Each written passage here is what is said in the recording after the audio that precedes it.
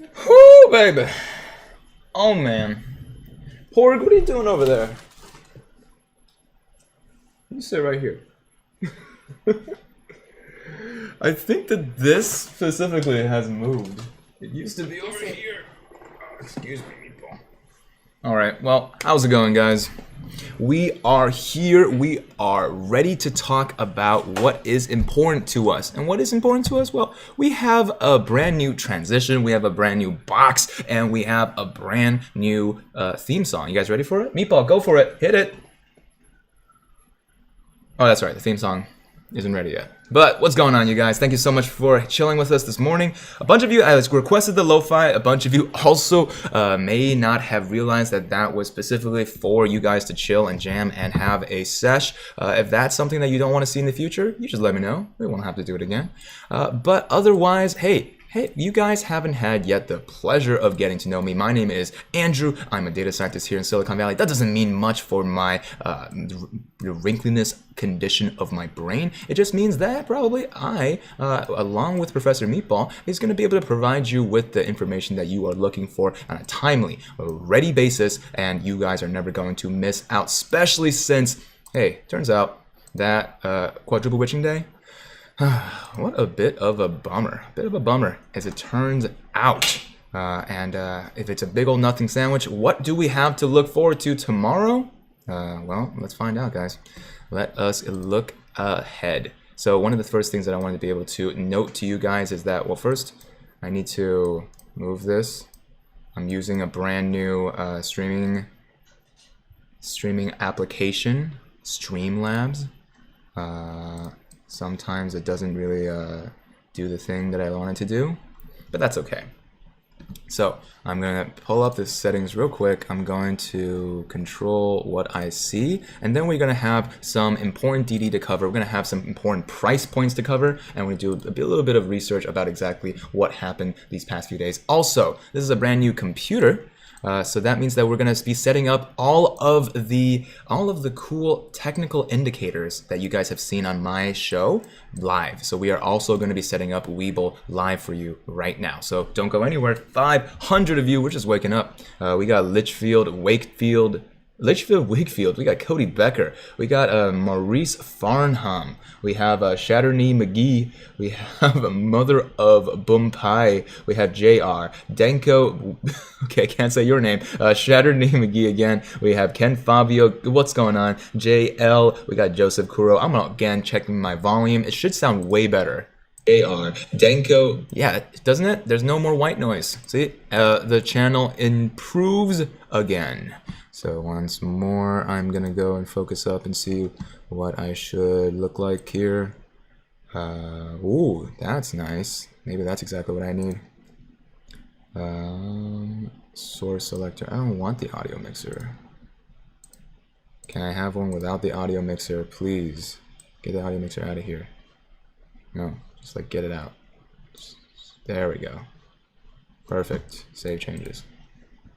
Oh, it's just, well, okay, well, we're gonna start reading, guys. Scissors in the chat. What's going on? Derek Ruiz. We're just waiting for a couple more people to show up and learn with us. We got Mr. Ryder. What's going on? Houston, Dog Behavior and Training. James Drage, Mark M, Giovanni B, Robert. What's going on, guys? Official Mark Frab, Johnny Diamond Hands, Daniel Lopez. Love those names, you guys. And here we go. Let's get started. How well can you guys read this? Because we are going to be reading a little bit about why closing above $200 for GME is so important. We have those of you that said something about nuclear isotope or something like that. Someone wrote a DD that you guys want me to read. I have a bunch of them here.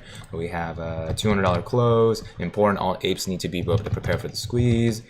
We have breaking news. Melvin is you know, not in a cool place. Jason Ocampo already dropping the supers. What's going on? Sisters in the chat. Cut out all the white noise. So true. That's why you guys don't hear the white noise no mo. Also because my computer now isn't a ridiculous like fan goblin. So once more, let's read this real quick. It's going to take just a hot second, and then we're going to go and set up WeBull. So if you guys have not yet gotten your WeBull, it is pinned in the description. It is also in the live chat pinned as well. And we have Bob Saget in the chat. Bob Saget, I can't believe, I loved your work, man. Your comedy, though, needs a little bit of work. Okay, so clearing up misinformation about why closing above $200 was important for us. Some fellow apes today seem to think that closing above $200 today will result in a price increase next week, saying that market makers will have to buy millions of shares next week to deliver them to call holders. This is incorrect. Alrighty? This is incorrect. Hold on, let me just do one more try to see if I can change. God, okay, maybe this is that. There we go. That's fine. Honestly, this is much better. Reese Beats, what's up, kid? Let's get this knowledge. What's going on, Reese? Glad you're here. So this is incorrect, right? Market makers continuously hedge the contracts that they sell. In the case of naked calls, if the share price rises and becomes increasingly likely to hit the strike price of the calls, market makers will buy shares to hedge. This is how a gamma squeeze works. If the price of a stock rises really fast, it makes out of the money call options in the money, forcing market makers to buy shares to hedge. You guys know this. You guys have been following the channel. You guys have been learning along with us. So this forced buying in turn increases the share price even further, making even more calls in the money, and the cycle continues. That snowball analogy, guys, it still makes sense. Closing above $200 today does nothing since the $200 calls have been in the money for weeks. The shares that are meant to be delivered next week to the call holders have already been bought. The only thing that closes above 200 did is put a ton of puts, roughly $450,000 of them, worthless, and this hurts the bears. Please don't spread misinformation. It only sets up people with false hope, and this only hurts us. So, guys, remember, make it clear that we are here to give you guys only the clearest information out there. All right, so you guys ready? You guys already downloaded the WeBull using the link in the description? All right, so this is a brand new WeBull. It doesn't look brand new because I have already set up these indicator lines, but trust me, I haven't added. I only added these.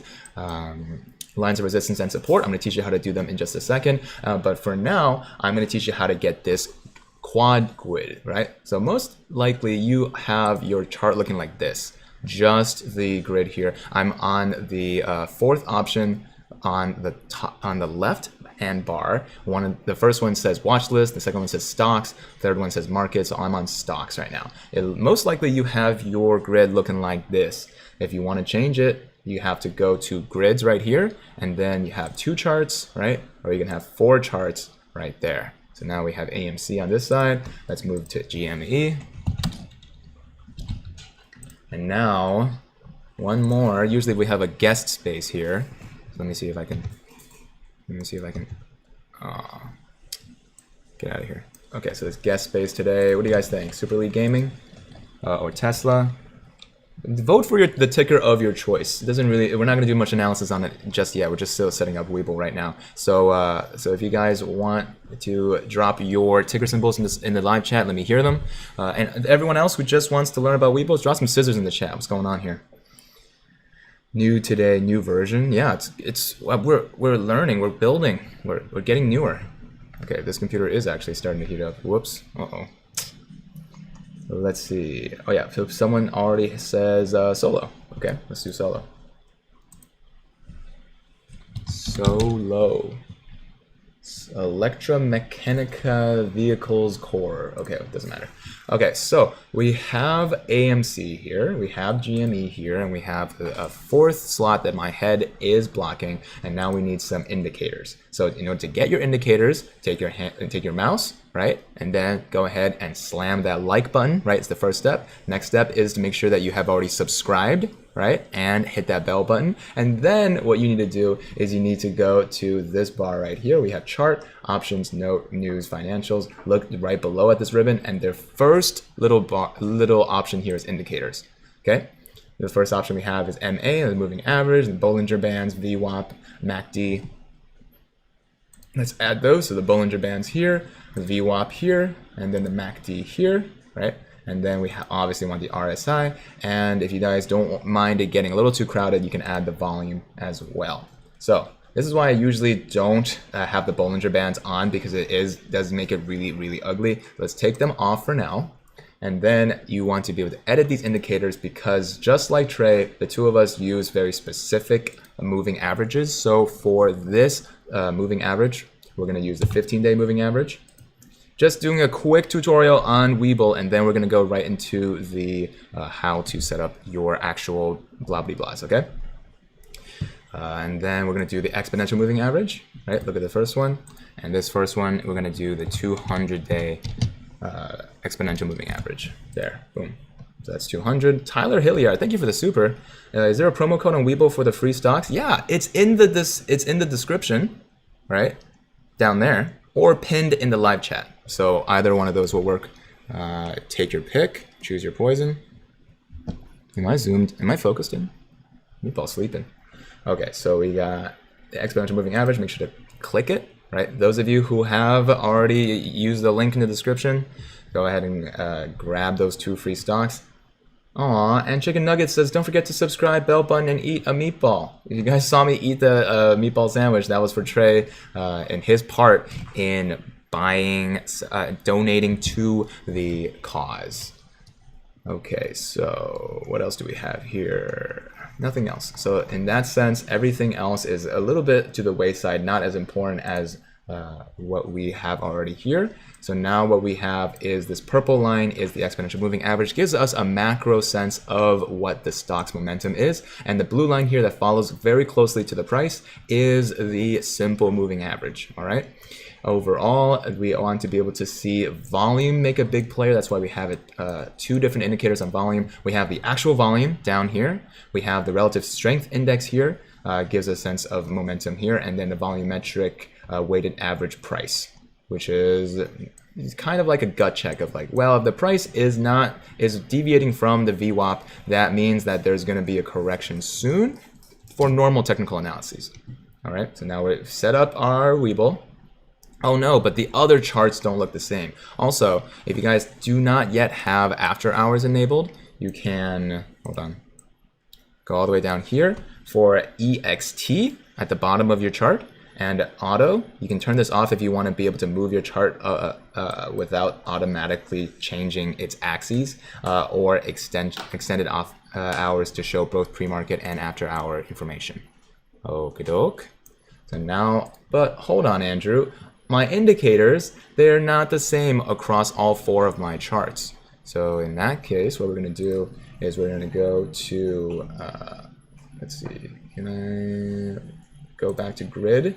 And now you can sync the kinds of indicators that you want right here through all charts. If I press indicators, all of these are now showing the exact same indicators, right? You can even sync them on time. Now that kind of, it's a little tricky because sometimes I want to be able to work independently and still focus up on AMC and GME and not mess them up. So I'm not going to sync anything else other than the indicators. And look, your WeBull is now completely set up, and that took about 5 minutes. 5 minutes to set up your WeBull. Let me see if I can move this a little bit more, and then I'm going to pin it. All right, but I can't pin it. Great. So did you guys learn? Because learning is earning. One of these days, learning is gonna be earning. Okay, I'm gonna save like this. Oh ho ho! Now we are cooking with Crisco. Okay, so now I can actually lock this, lock my face. Perfect. Okay, so what we have here is a sign of the. Well, actually, my RSI is here, but where's my volume? Hello? There's the MACD. Where's the volume? Okay. Those of you that are just joining us, we were just walking through a WeBull tutorial, but now we have some important research to cover. So let me read a couple of your comments and then move straight in. We got PDPDH saying apes together strong. We have Jaso Ocampo saying AMC isn't a waste, it's a completely different opportunity. LA Grant, I'm in AMC right now, just looking for the honest feedback.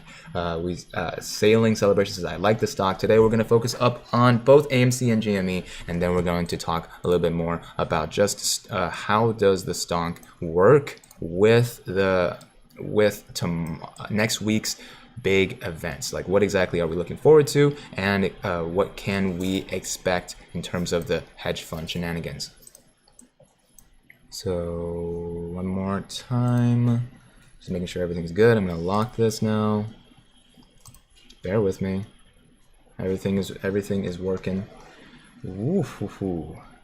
Gabriel Vega says, how is AMC a $25 stock? Let us consider how exactly is AMC going to rise up. So first of all, I'm going to cover some GME, and then I'm going to cover some AMC. Okay, so we just talked about why some misinformation about why closing to $200 was important, right? Important. All apes must read this to prepare for the squeeze or risk potentially losing profit. Okay, so if you guys let me roll over here. Hey, see, isn't that cool? We got transitions now. Hey you guys, it may be the weekend, but the stock market never sleeps. Well, technically it does go inactive over the weekend, but you are going to have to be ready for Monday, and that's why we are going to be focusing up on exactly what to expect and the war plan for GME and AMC moving forward. So let's see if I can read this and watch those charts at the same time. All apes need to read this to prepare for the squeeze or risk potentially losing profits. Let's see if I can make this a little larger. Come back to our friend AMC in just a second.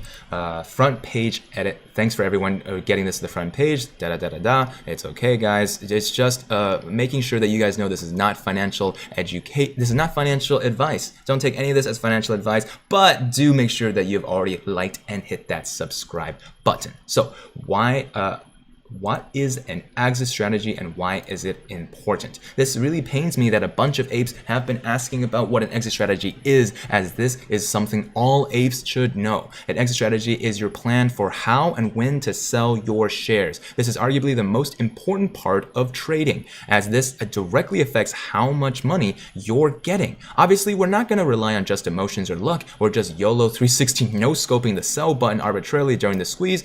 Please. Some of you don't even know where your sell button is located, and some of you don't know what the sell button means. But we're gonna use our wrinkles to get a better education guess as to when we're gonna sell our shares. Not knowing how to sell our shares well will not only give you as an individual less profit, but might hinder the squeeze and rob the rocket of rocket fuel, meaning the squeeze won't be as high as it could have been, meaning all apes will have less profit. So read, learn, grow a wrinkle or two, and don't F it up for the rest of us. As I've been saying on this show, we've been talking about an exit strategy of not trying to guess what the squeeze potential is. Essentially seeing where the squeeze is going to bring us, and then it always has to track linearly down, right? As it turns out, stocks have to be traded at a number, and then if it trades at a lower number, it has to make all the way down from the top number to the second number. So if you do see that the squeeze is starting to lose steam, maybe after a couple of days, which is the expected duration of the squeeze, and it drops to around 80% of its top price, that may be the time that we press that sell button. However, this is just making sure that you guys are well prepared. The war plan ahead. This is already 2 excellent DDs on this, and just in case Reddit dies during the squeeze or this post gets deleted, here are the archive versions as well. Copy and paste the articles themselves and links to save them just in case. We got some technical analyses on wedges and triangles. We have short squeeze case studies on another stock entirely, and then we have the Elliott wave theory. You guys have already seen that. We've already covered that.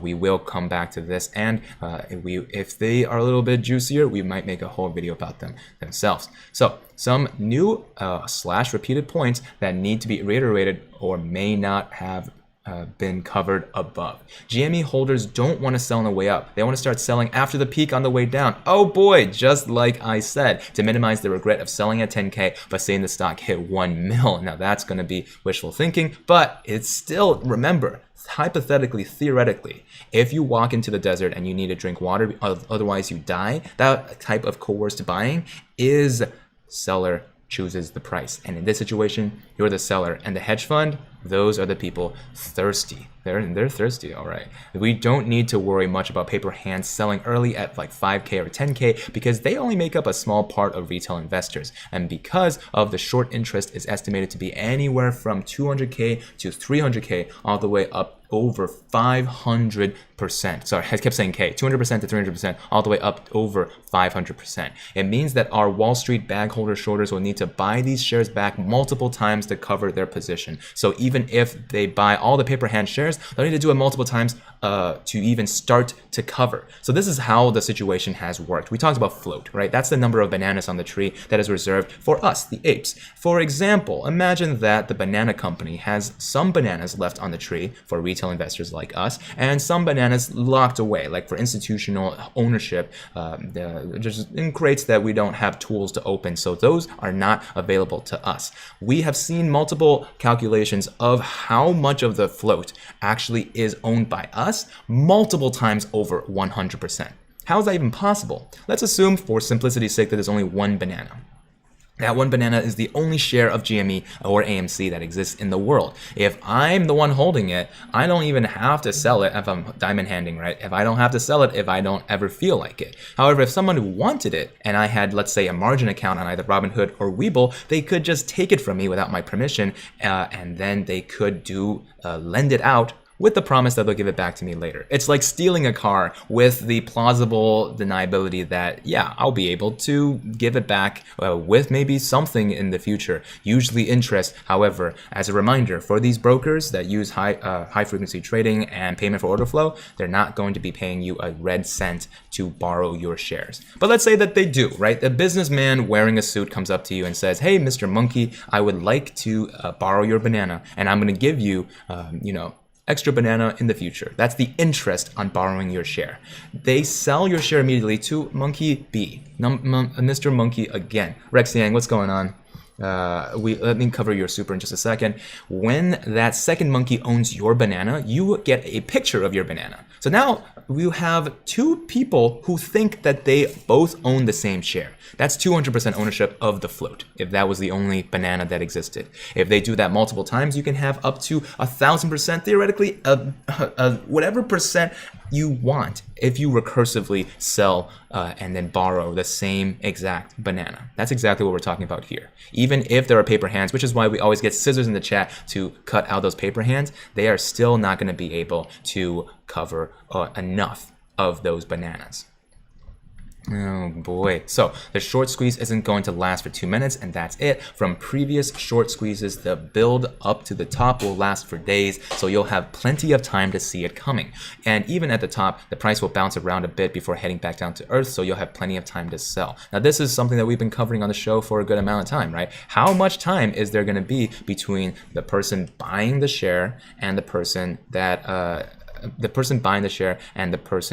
ends up like seeing the squeeze and then the squeeze being over? For the Volkswagen squeeze, it happened for weeks, for a week. So that was plenty of time. Even if you went off to take a vacation, you would have plenty of time to come back. And I want to thank Deirdre for joining the infantry special operations of the Monkey Army. Oh boy, so when you sell with a limit order, not a market order.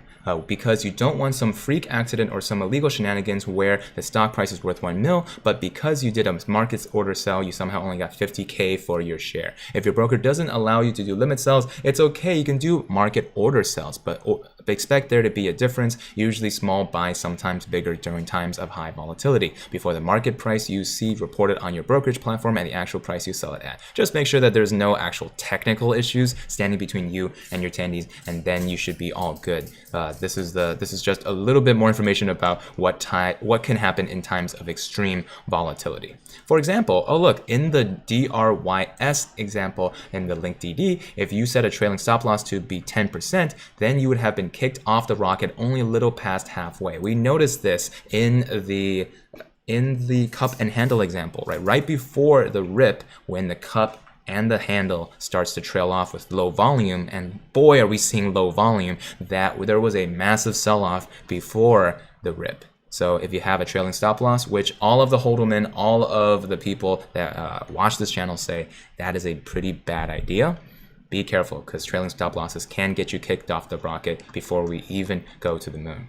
Don't panic when the price halts. It's supposed to halt when there's drastic change to the price, either up or down. Because of these price halts, you'll have even more time to react when the price skyrockets. This is what you're going to hear about this right now, right? The price halted last Wednesday 4 to 5 times in the course of like a few minutes. So take the time, breathe, learn, watch this show, subscribe to the show, hit that bell button so that you can learn along with me. And when that price halts, we'll be able to gather our thoughts together.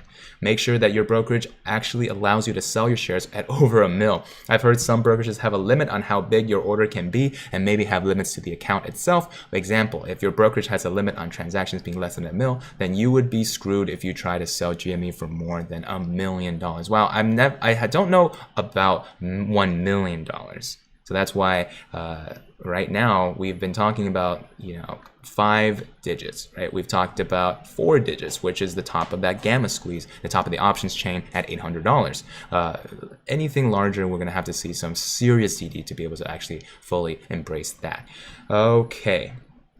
Also, don't ask about your particular broker. I'm a Canadian ape. This is a Canadian ape here. Watch the volume as well. It's expected the volume to significantly increase during the squeeze, probably being at its max about halfway into the squeeze. Right now, we are just seeing not a ton of volume, which is exactly the characteristic of a cup and handle pattern. If you guys haven't seen that explanation of that yet, I'm happy to do one in the future. Conversely, the sell volume will be almost non-existent in the middle of the squeeze and will increase gradually as we get to the top and then down the other side back to earth. You probably are going to expect to see some sell volume as paper handlers, maybe they fell asleep, or paper handlers that get more and more nervous as we start to moon. Also, make sure that you have access to multiple ways to access your account to sell. There you go.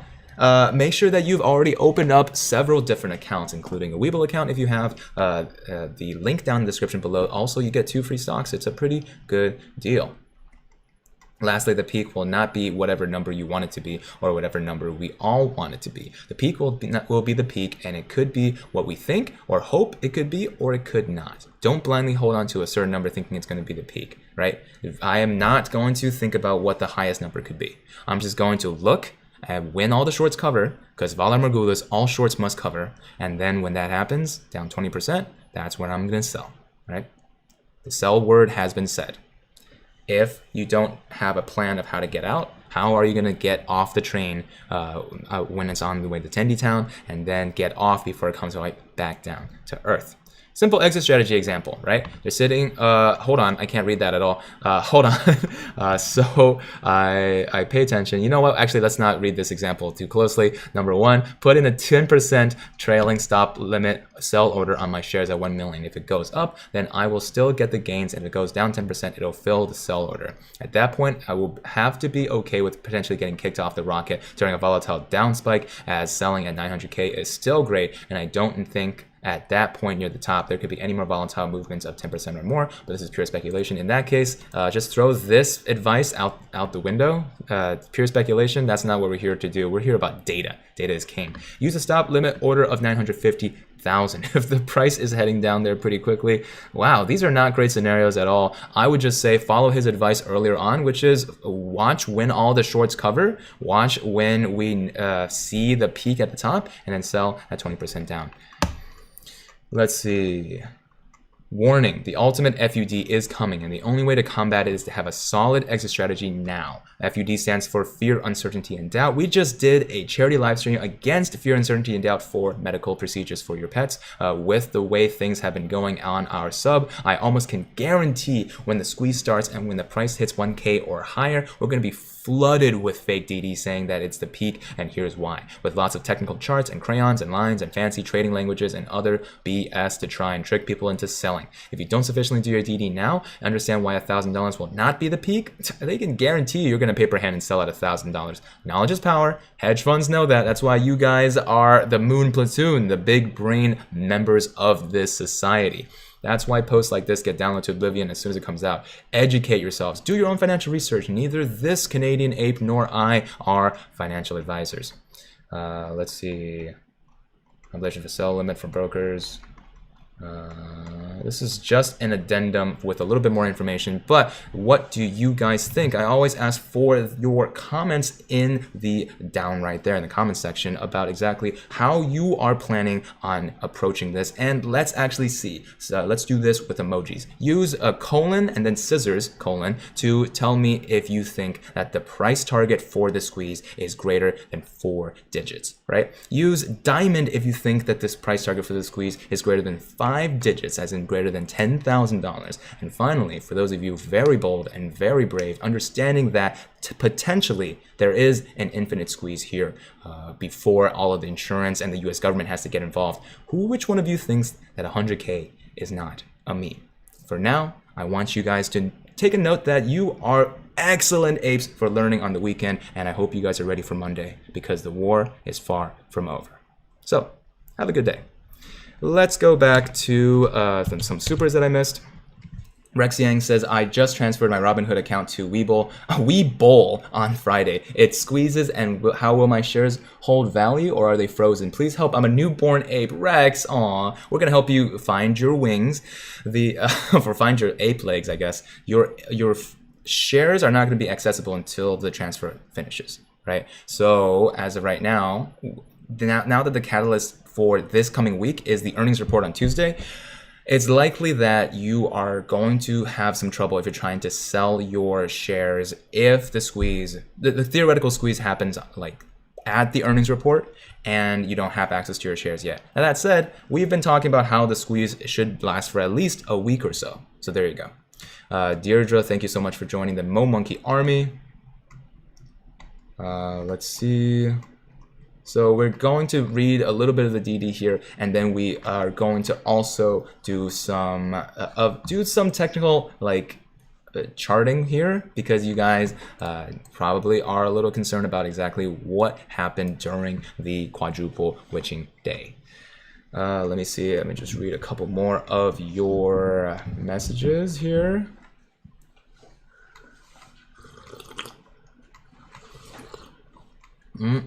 Coffee. I love coffee. This DD is a little bit optimistic, more optimistic than I imagine myself being. Rex Yang says, ask the same question. Thank you again for another super. Hopefully that answered your question. Let's see.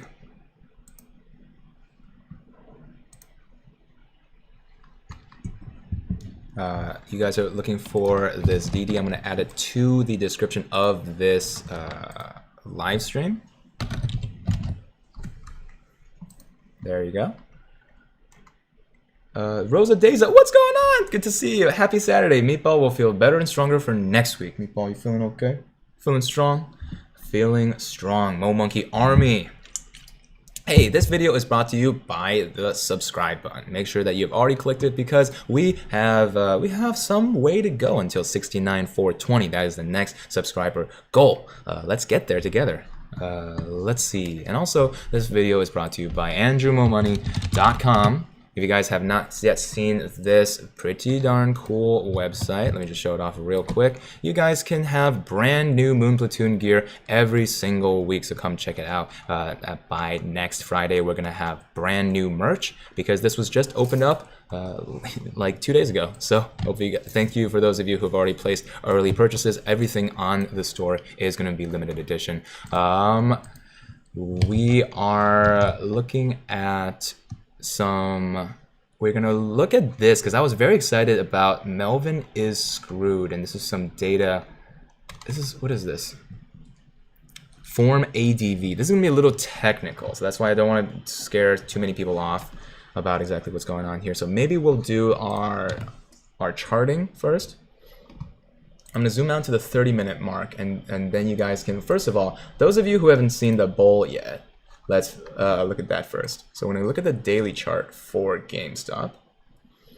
And what you guys are going to see here is a lot of levels of resistance and support. These have been places where the price of GameStop has either been rejected in the past, as in people think that the price of GameStop is worth less than the, it has to be a group consensus, right? Enough people have to agree that the price of GameStop is worth less. And then the levels of support, which is enough people have decided that the price of GameStop is worth more. And then the reason why we chart this out, and it becomes such a great prediction for where GameStop is going to be either rejected or supported in the future, is because people that are trading write these exact same lines that I do. So they are going to be looking at the line and saying, uh-oh, we're going to see some turbulence here, and it ultimately becomes a self-fulfilling prophecy. Trusted Dealer says, will I stream during the squeeze? Heck yeah. I've been streaming during market open and through through after hours as well every single day for the last few months. So we are here with you. I'm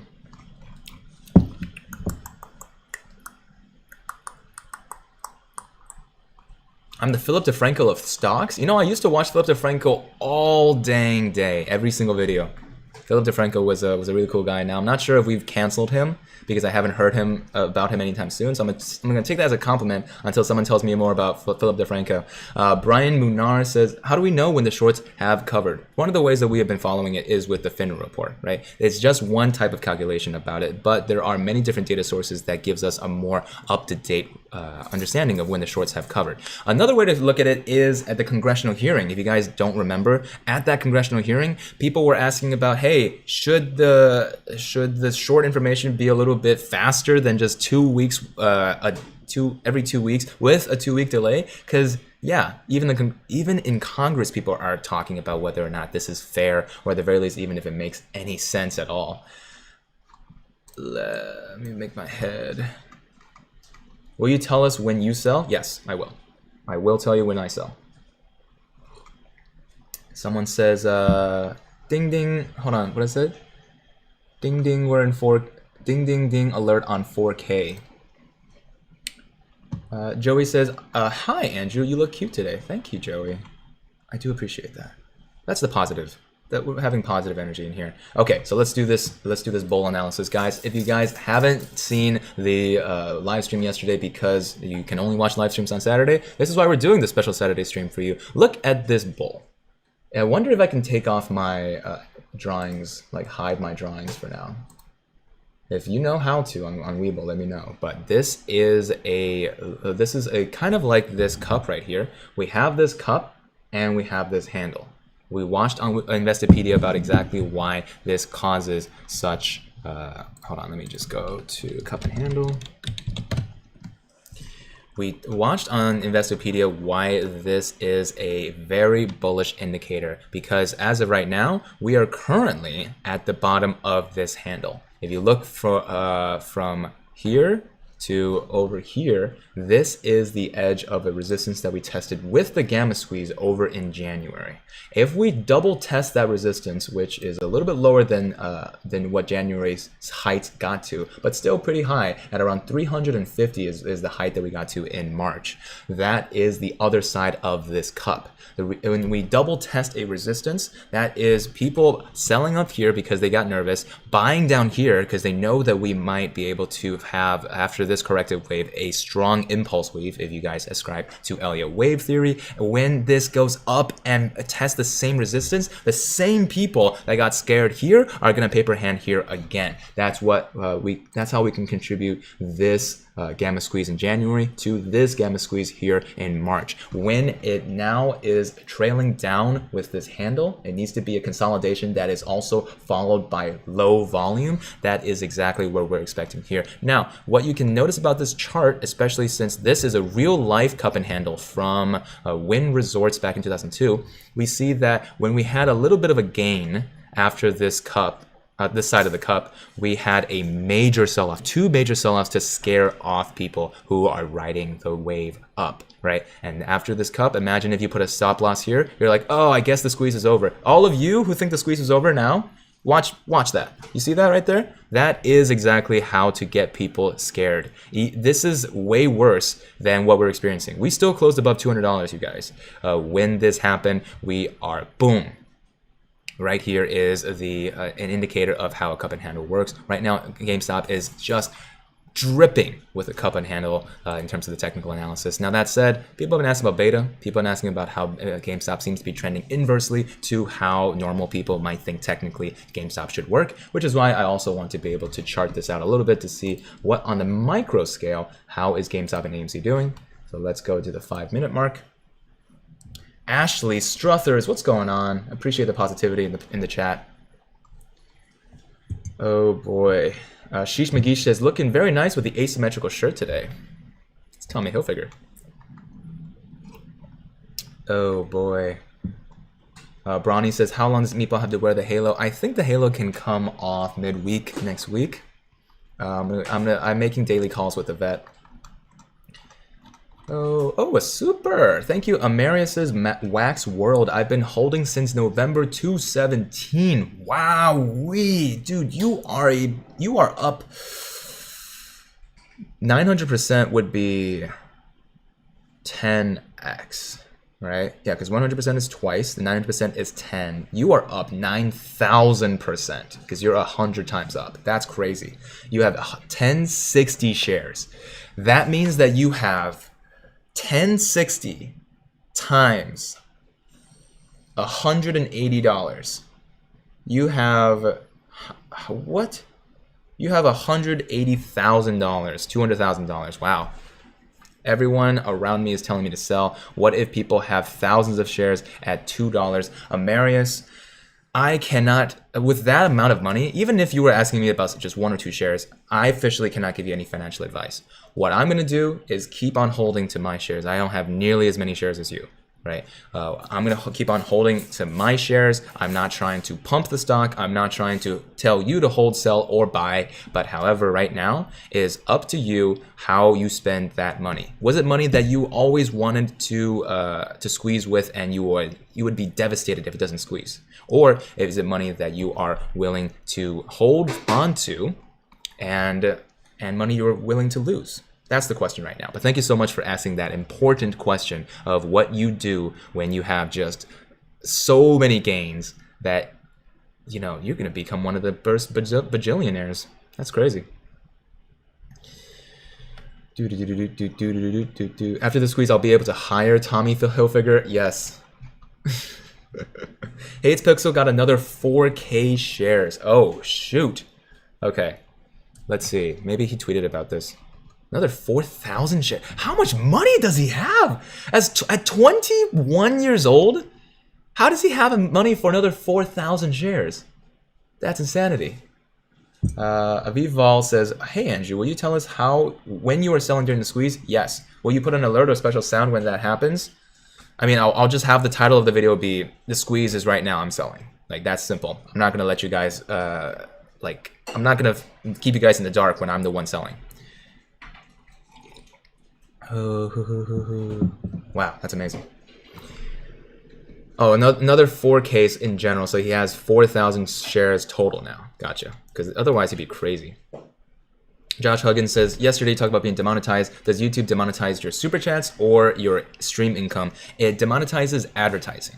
So yesterday I had a limited monetization. Sorry, I'm just going to cover some logistics and then we're going to go back to the charting. Yesterday I had limited monetization on my first charity live stream. I had to jump off because I was afraid that was going to stick. I contested it and then I won, which means one of you flagged my stream as not as like naughty.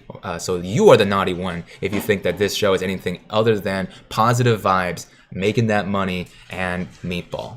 Right there. So cute. That was for charity too. Whichever one of you done it, shame. But also it could just be the algorithm. So let's go and look at GameStop. Nafisa, hey. GME expecting another consolidation next week.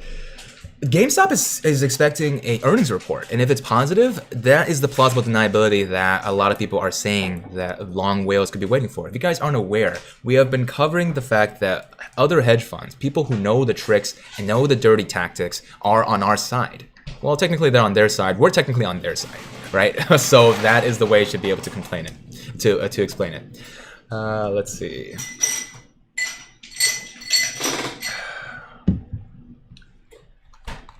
So zoom out a little bit, and we see that that consolidation starts here.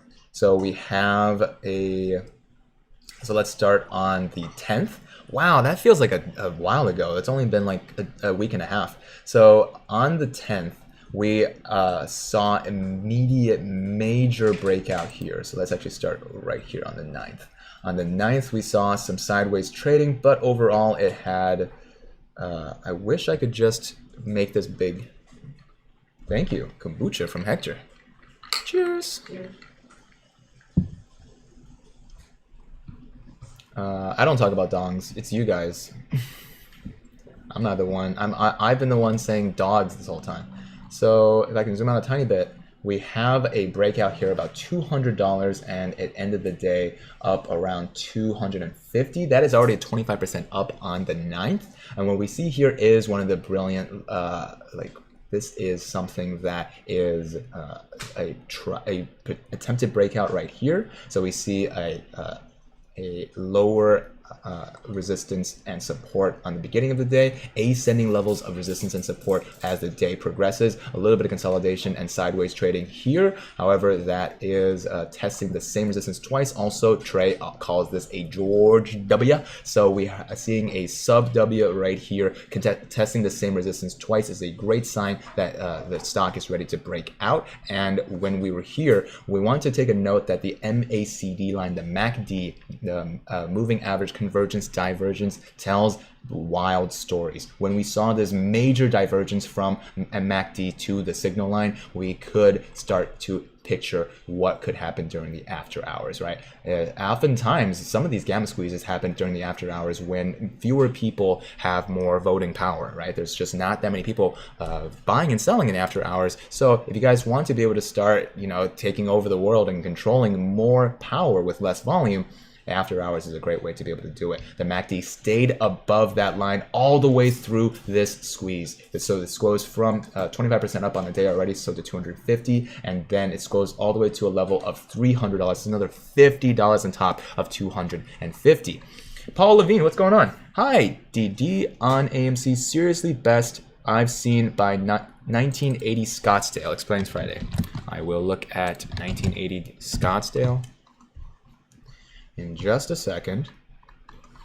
If you pan out to 6 months, you can look at the cup and handle. Again, Gen Zinc, I have looked at that cup and handle maybe just 5 minutes ago. I'm trying to tell people what the run up to GameStop looks like right now. So what we have here is another 25% growth. So that's 50% growth from 200 the day before up to 300 opening on this day. Now it had major signs of an impulse wave here. This is where we could have seen a bit of a corrective wave to predict that we were going to fall off soon. We had an impulse wave 1, 2, 3, 4, 5 here at the top at 348. If you were expecting a corrective wave, you could have noted that as soon as that MACD line touched the signal line with such downward slope, just simple trigonometry, go back to algebra class,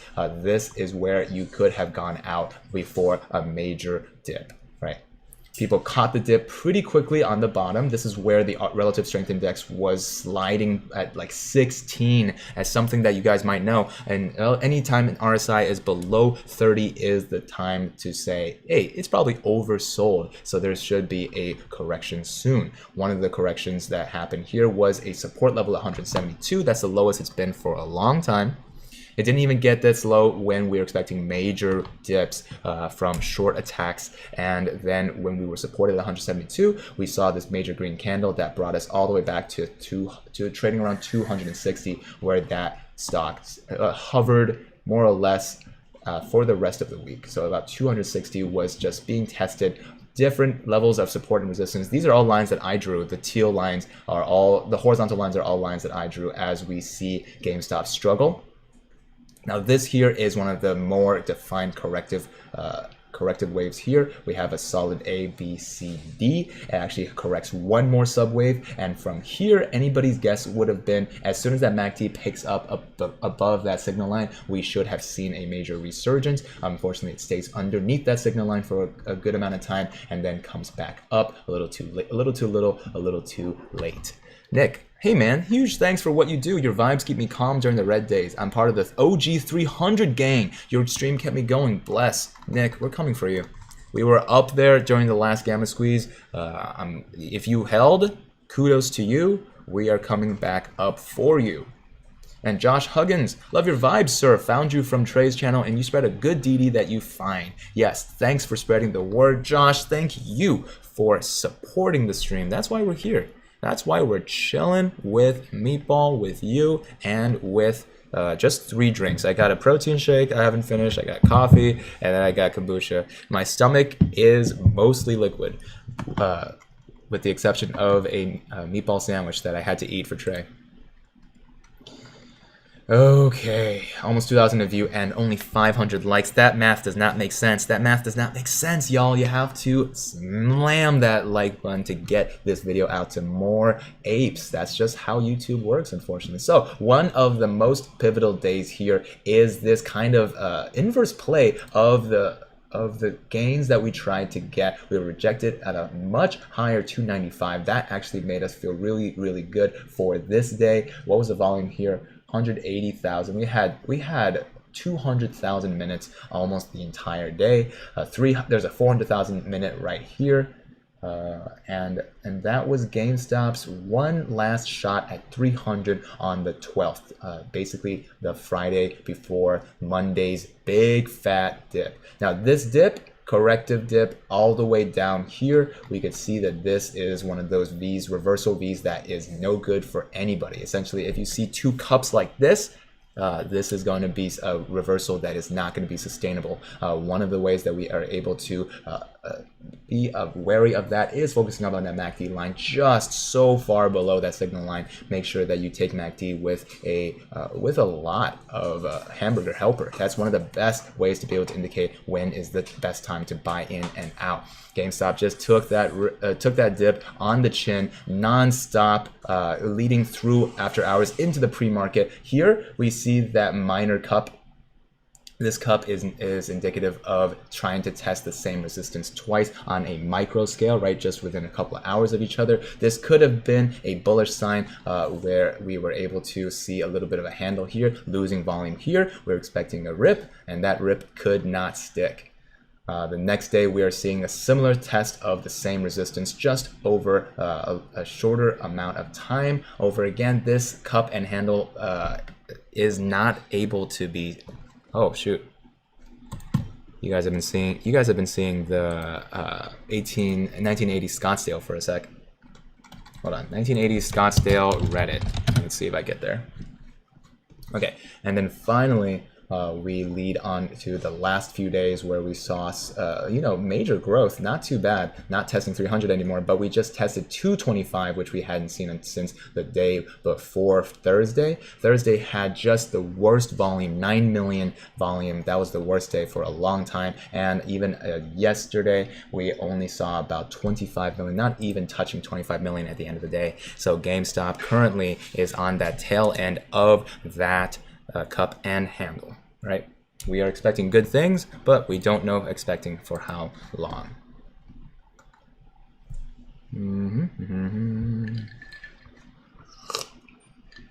I must be 18 plus or older to view this community. I am willing. Okay, so this is 1980 Scott. Let's see his posts.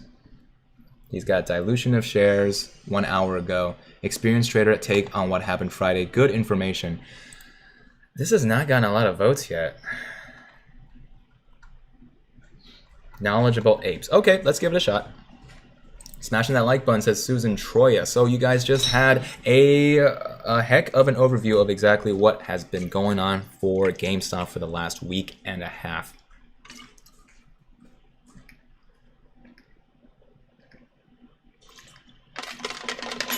Protein shake first. Let's see. Wizard Owl says, hey, just woke from a coma. What's the story with GameStop? GameStop. Oh, how long was your coma? Congratulations, welcome back. We now have flying cars.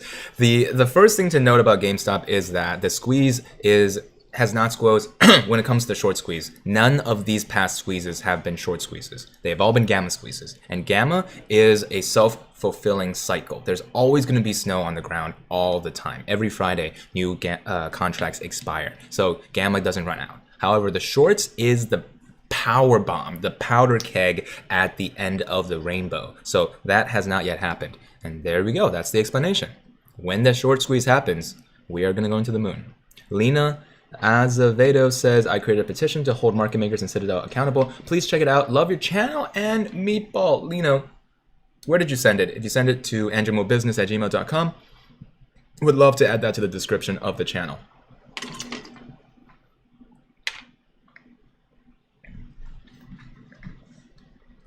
Experienced trader takes on what happened on Friday. Good information.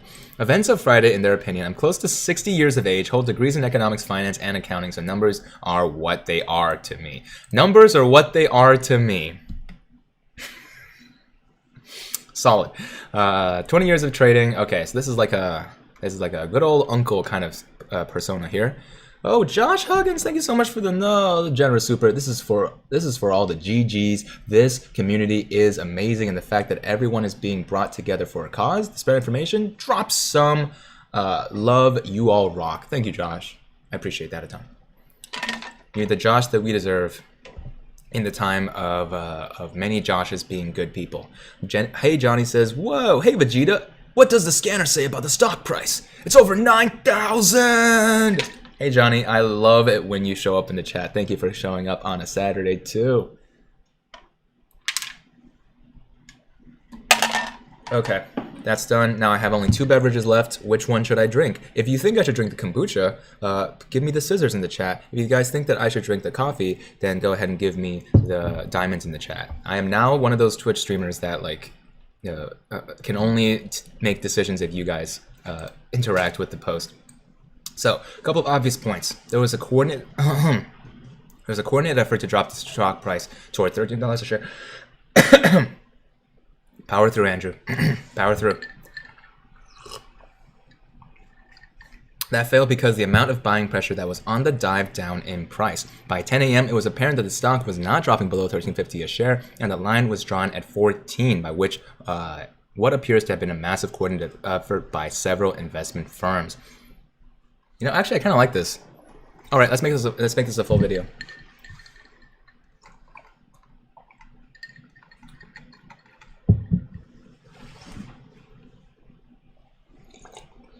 All right, let's do this.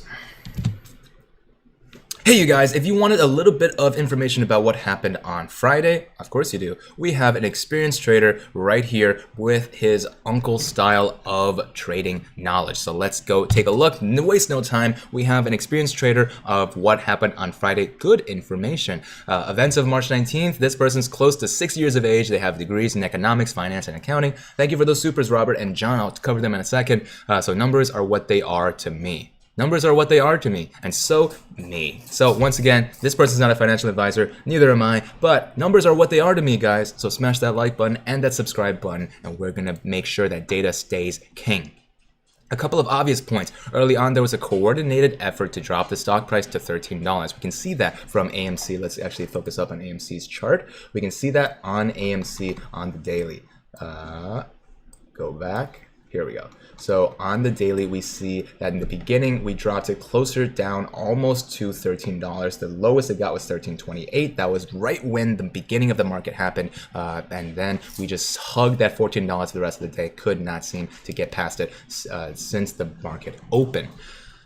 Oh, that failed because the amount of buying pressure that was on the dive down in price. By 10 a.m., it was apparent that the stock was not dropping below $13.50 a share, and the line was drawn at $14 by what appears to have been a massive coordinated effort by several investment firms. As an avid watcher at levels 2 and 3 with regard to the stocks I have an interest in, this is the first and only time they can recall seeing 8 to 10 market makers all in unison controlling the ask price of a ticker. Like a professional dance company, all of them moved in unison on the ask. Remember, guys, we gotta slap that ask, just like Trey says, up a penny, down a half penny, etc., all within milliseconds of each other. This dance continued for hours on end, never allowing the price to run up. Here at close, these market makers all hit the bid with over 40 million shares. My question, where did all those shares come from, and where did they go on the bid? Where are they coming from? Where do they go? Where are those AMC shares coming? We never be able to prove any illegal activity regardless of what happened at the end of the day yesterday. The SEC sure as heck isn't going to look at anything. Remember, it is the hedge funds that are accusing us of manipulating the stock price, which is not true at all, because all we are doing, remember, all we are doing is buying and holding the stock. If you are wondering who is going to go to jail at the end of the day, I created that video, and you should go check it out. And I love the company. Been going to the theaters since they've had 16mm reels, and Dolby systems did not exist. They're talking about AMC specifically, but these two stocks are very neck and neck here. Okay, so what is the read into everything? Well, first and foremost, it was an act of desperation by the hedge funds. They pretty much announced to the world that they know they are screwed on this one and no longer care what tactics they use in their efforts to minimize their upcoming losses. Second, as all of those shares are being sold between 1390 and 1402, how many of them are now in the hands of apes? Of those, how many are real shares and how many naked shares will they need to add to the piles of failure to deliver shares, naked shares, and the over 187,000 call options that expired in the money yesterday? In a nutshell, I think they dug a deeper hole than they can climb out of. Now, more than ever, here I am determined to keep buying, and I will not sell a single share until these hedgies start to cover all of their misdeeds. It's coming. They are going to delay it as long as possible, trying to spread fear of a massive drop in price, trying to get current investors to become impatient and sell, trying to divide the shareholders into groupings that they will intend to attack separately. Divide and conquer. It's the simplest part of the art of war. They will attack the first group, those who they think will sell at $30 a share. Then they will go to the next group who think $50 a share is enough, and so on. Remember, it's easier for them to attack smaller groups than the entire group of apes. It is a key that we stick together. Apes are only strong together. We are the whales now. If you guys haven't seen that video of me calculating the total number of percent of float that we own, it is somewhere between 100% and 900%. That's insanity. The price of our stock is up again this week, and although we did not end above $14 a share, the week was a win for us again. For the past month, we have been winning the battles, and eventually we will win the war, and the price of the stock will soar. Wow, I'm going to cover your super in a sec. Thank you. Patience is needed now more than ever. This will not be the last effort on the common enemy. They will continue to pull every stunt, yada yada. Make no mistake, in the reading into the past week's action, we won, they lost. AMC and GME has been just week over week making better and better plays and rising in price when the entire market is hurting. So if you think that the game is over, it is not. We just make better and better plays and slowly make more ground. So what do you guys think? Sorry for being long-winded, but they have to make it clear that we are winning, and we will resume the fight on the 22nd. Hopefully you guys had something to learn from this video, but if you still had questions, I'm here to answer them, hopefully in the best way possible. If you guys have nice words, I always read through the comments, and I am always trying to give as many thumbs ups as I can. I used to be able to read every single comment and comment every single comment. However, right now, I'm just looking forward to the ones that you guys have strong questions about what we just read, or you guys have strong positive notes about how this channel is coming along. So today's question is, do you guys think that this channel is providing you with the top tier information, and how would you like to see other types of analyses and changes to these clips? Once again, these are the most concrete and end-to-end stories. That's the easiest way that I'm going to be able to deliver this information to you guys. But if you guys are looking for something different, let me know, and make sure to hit that like button if you liked it, and the subscribe button if you are not yet part of the Moon Platoon. Let me make it clear that without these wonderful people right here, none of this is going to be possible. So thank you for those of you on the Moon Platoon, the Gorillionaire tier, and the Meatball, the Space Legend tier, and I will see you on the moon. Okay. Okay, I missed some supers, but geez, wow. Robert says, just opened a WeBull Cash account yesterday. Could you possibly put our favorite indicators in the description? Yes, I will. Once again, if you watch the very first part of this video, I have a WeBull. I explained the WeBull stuff, and I'm going to clip that later for you guys to watch as well. John Stout says, could you talk a little bit about XRT rebalance and what you think the impact will be in the GME's price? Yes, I'm going to explain that XRT rebalance again, and it's going to be hot. It is going to be hot, hot, hot. Okay, Kakov Films, thank you for that big old super. The Czech kroner, I think. That is very cool. I loved Czech Republic when I was there. Loving these stonks, Andrew. Keep up being sharp on DD. If your stream reaches 5K likes, he's going to buy another 100 GME shares this Monday morning. We are going to the moon. Well, now you're going to get pinned, my friend. You are now going to get pinned. Congratulations, you've done it to yourself. You're getting pinned. 5,000 likes, and this is going to be an offer that I'm sure he is going to honor, even if we go into the weekday. I'm not expecting that we're going to have too much of the same luck that we usually have on the weekdays on the weekend. But I'm glad that 2K of you are here. If you guys are enjoying the content, hey, it really helps if you do smash out that like button. Just like Kakov Films says, what can we do except learn together? So Kakov Films, you're gonna be here, right underneath volume. Can any of you read this? Send me scissors if you can read that, or if it's too small, let me know. Okay. Okay, so some people have asked me about what the XRT rebalance day is. If you guys did not yet learn about that, we had talked about that like weeks ago. XRT is an ETF that has a good amount of the stonks hidden. The number of shares hidden in XRT that are GME is now coming up to like 20%, and that's a ton of shares currently in the ether, right? Like, how can we count the number of shorts yet to be covered if a bunch of them are hidden in ETFs? If you guys don't know what ETFs are, let me go and explain them. Lino Azevedo, another super. I've sent you the email with a link to the petition. Let's win this war. Have a great weekend, apes. Lino, I'm going to add that right now.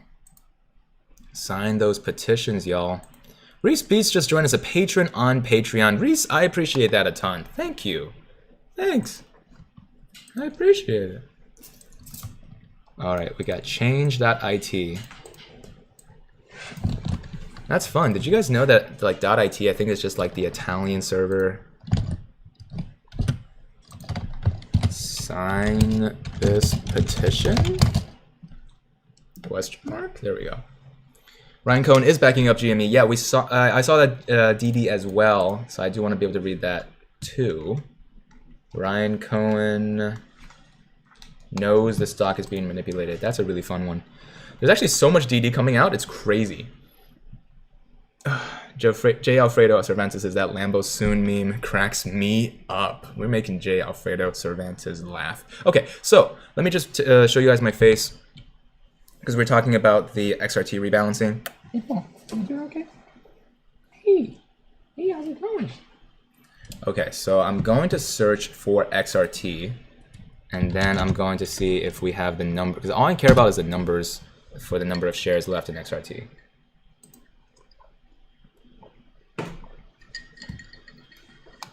Four days ago, we have something with 6,500 upvotes. Okay, yeah, let's just read this.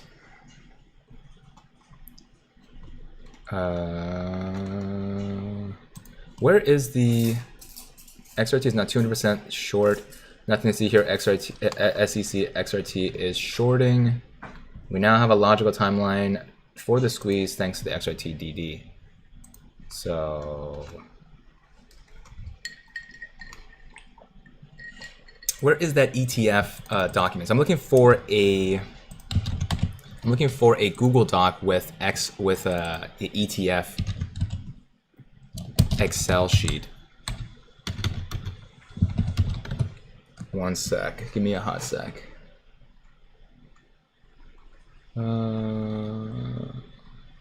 Open platform, open coin. What is that? Crypto? Am I in focus? Now I am. Perfect. Edward Scissorhands. Let's go. Andrew, what signals are you looking for AMC and GME? It's MACD, it's volume, so that's why VWAP is important too, volumetric weighted average price, and a little bit of that RSI action helps to understand exactly what's going on as well. Oh, Warden Elite 2, it's really him. Is back to live charting. Sweet. Oh, that's really cool. So he does some pretty solid live charting action. Charted GME outstanding. Okay, so I'm trying to see XRT. Oh, here it is. Rebalancing. What is it, and will it send GME to space? First of all, oh, perfect. Okay, I don't even have to explain it with my face. I can just explain it with this DD here. Excellent. Here we go. Satellite radio. Okay, perfect. All right. Anybody else have questions before we talk about XRT? Someone asked about XRT. Now we're going to do about XRT. How tall am I? I am 7 feet tall. And you'll never know whether or not that's right.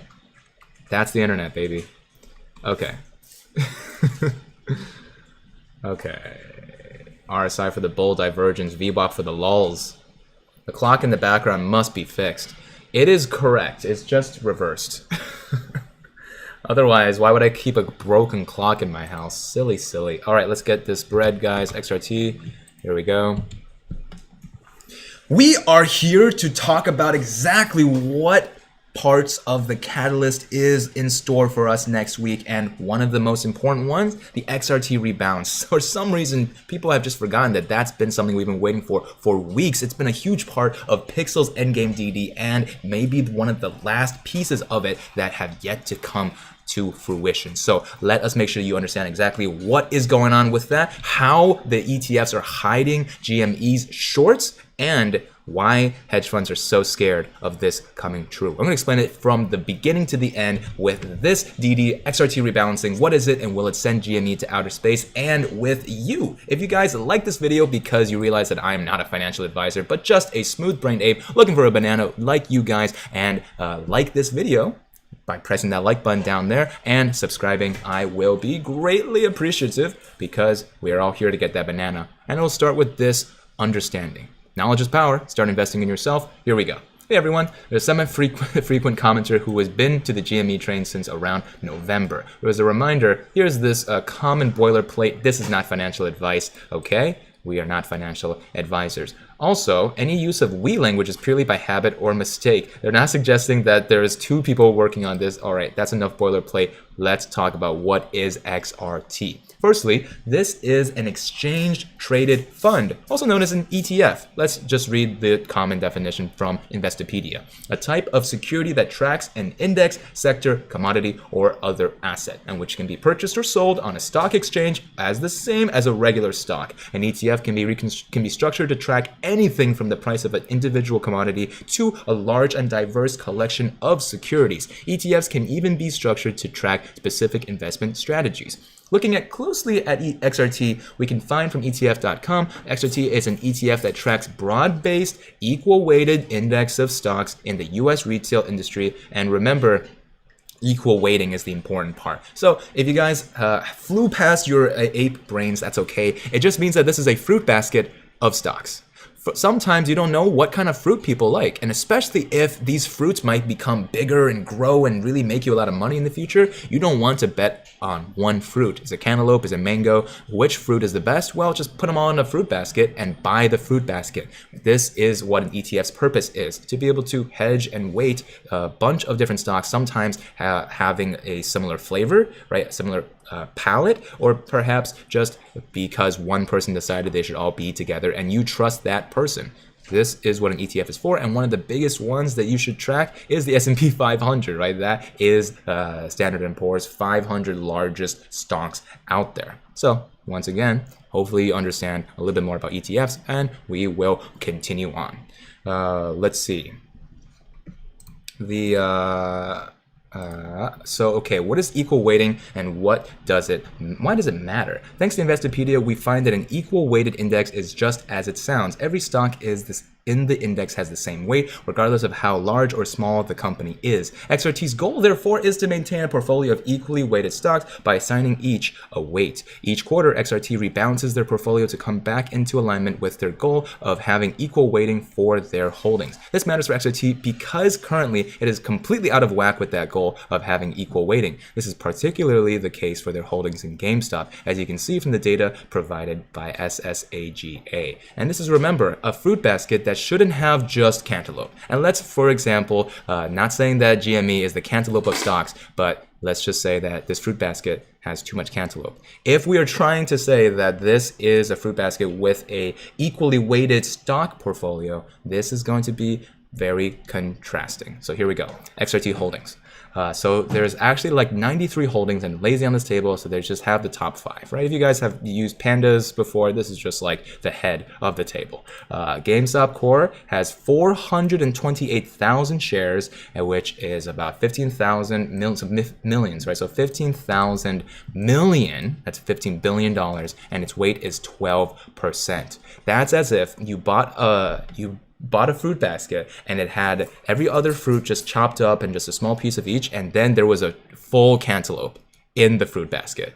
And you'd be like, what? The skin's still on and all this. Like, this doesn't make any sense. You said that this is going to be a equally weighted ETF, and it doesn't look like it so far. XRT's holdings in GameStop is approximately 7x higher than the next largest holding by weight. So what is XRT going to do on Friday to rebalance? As far as they can tell, XRT is going to dump a chunk of their holdings in GME on Friday to better rebalance their portfolio to meet equal weighting. Currently, the weight of GME holdings in XRT is way beyond the goal of that ETF, and they're setting to rebalance their holdings on Friday. Now, that's the thing that we have heard reports about. Specifically, XRT has its rebalancing date on the same dates, but announced months in advance. So that's why right now, as the last time we talked to Josh, XRT is actually focusing on next week, early next week, to rebalance their stocks. Let's see. ETF.com explains normally one stock moving up or down isn't going to have much of an impact on a diversified ETF like XRT, which is kind of the whole point of an ETF in the first place. It's the collection of holdings that provide diversification, which reduces the risk of a single stock blowing up your portfolio. There it is. If people are trying to buy this ETF because it's so equally weighted, they're going to be really shocked that it's almost entirely dependent on whether or not you like cantaloupe. And if you don't, ooh, that's rough. And now finally, how does that affect the price of GME then? In normal circumstances, if someone says they're selling GME, all you apes go wild and begin throwing things at them immediately. Hear me out. This is probably a good thing, as we already know the rebalance of XRT has been labeled as a potential catalyst for the mother of all short squeezes for several weeks. But why is that though? Because XRT has been shorted to over 100% of the float of XRT specifically. Remember, we talked about float as just the number of stocks that you can buy, the number of bananas on that tree. Well, the next part of that equation is, well, you can short up to 100% of the bananas in that tree. Take a banana from the person that owns it, sell it, and promise the person that owns it that you'll give it back soon. Now multiple people own it. 100% of the float has already been shorted for this fruit basket. And remember, 12% of that fruit basket is GME. Short selling, according to blah, blah, blah, occurs when you sell more shares than you own. It's just selling a share that you don't own yet, borrowing a sell from the future. The price of GME was and still is being artificially lowered through comically high rates of shorting on various ETFs, including XRT. As you can see in the tweet above, XRT has been shorted to the tune of nearly 200% of float by dumping a chunk of their holdings to get back in line with their goal of being an equally weighted ETF. They believe the XRT rebalance will result in a surge in the price of GME. This hunch is also slightly backed by sv.com in their bit about XRT ETF rebalancing. All ETFs rebalance periodically, right? So far, XRT rebalances every 3 months. A regular passive ETF weights its holdings in a fashion that is similar to the underlying index, but might rebalance only on an annual or semi-annual basis. Such rebalancing may lead to just subtle market price distortions, right? That bit about subtle market price distortions refers to the vast majority of ETFs which do not have one stock that comprises a significant chunk of their holdings. This is a rare, if not unprecedented situation where in the course of just a couple of months, the holdings of XRT went from 1.5% GME to 12% GME. As a result, combined with the absolutely ludicrous short interest in XRT, we can kiss the idea of a subtle market price distortion goodbye. Too long didn't read. XRT is supposed to have an equally weighted ETF, but it is out of whack because GME is approximately 7 times higher than the number 2 highest weighted holding. The rebalancing of XRT will occur on, it says Friday, but last time we checked with Josh, it's going to happen next week. GME potentially goes to the moon as a result. Other addendums and so on, but now that you have a good understanding of another one of the catalysts that is going to come next week, what do you think about the concept, one, of these hedge funds hiding the shorts in GME by, having a portion of GME in these ETFs, these fruit baskets, and now that they don't have enough of these shorts to get the cantaloupe that they need because of GME, it's too obvious when these FINRA reports get put out and everyone knows exactly how much cantaloupe you still have to put back into the market.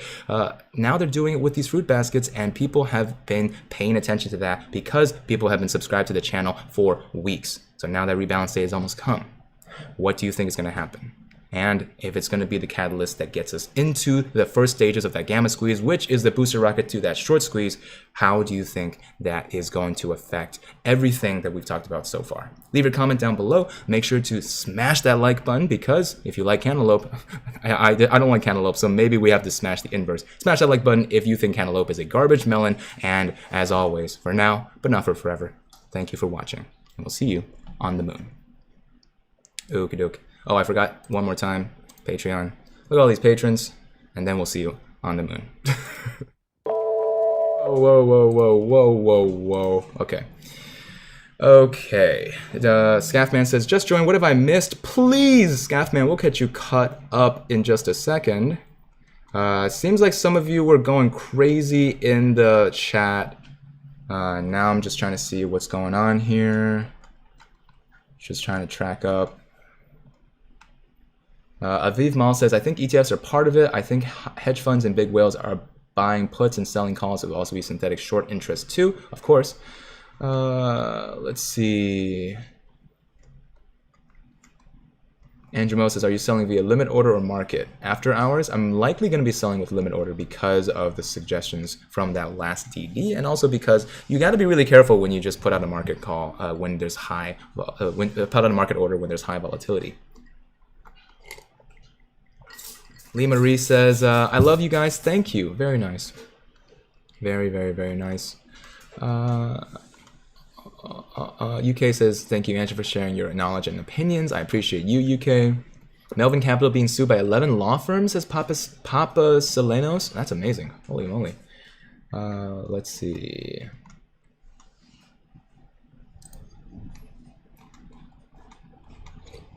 So we're about to get you guys back up to speed. Don't fight over GME and AMC, guys.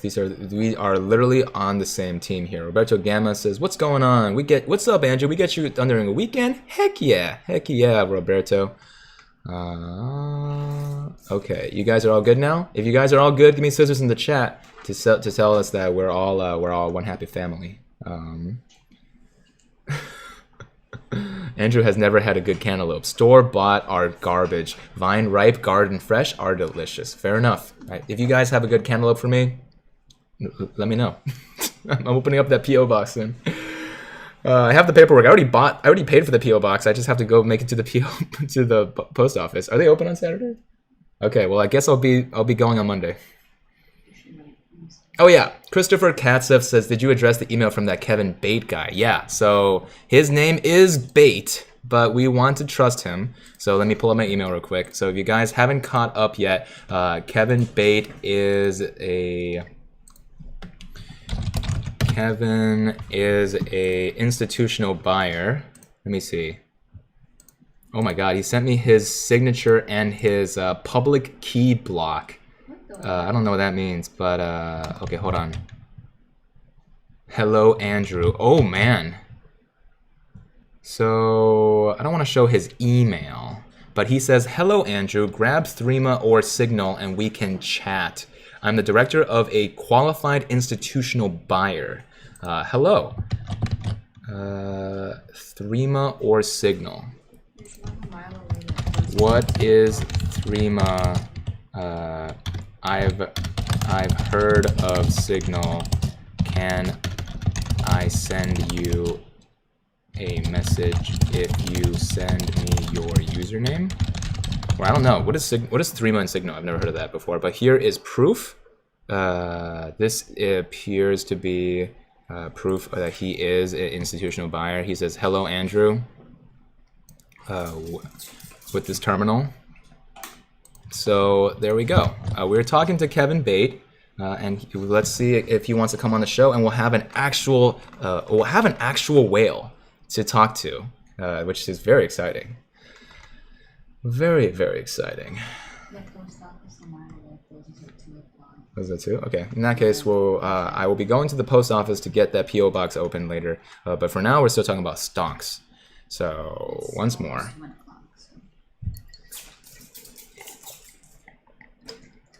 Don't use the manager. Use Vision. What was that? The superhero? Okay, so you guys, we've already read a couple of very important news that we already saw about XRT. I do want to just Google search XRT rebalance state. XRT rebalance. When is this happening?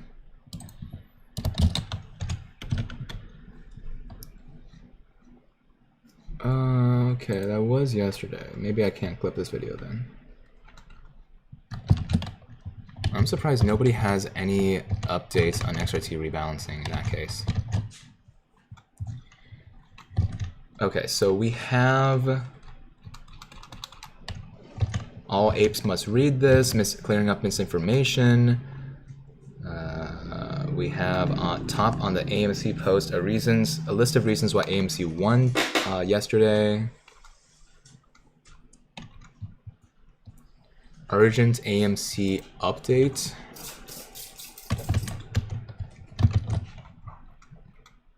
Okay, well this is just a lot of positive support for AMC and GME, but not a lot of DD on AMC stock for now. So I think I'm going to go on WallStreetBets to just understand if we've yet missed something.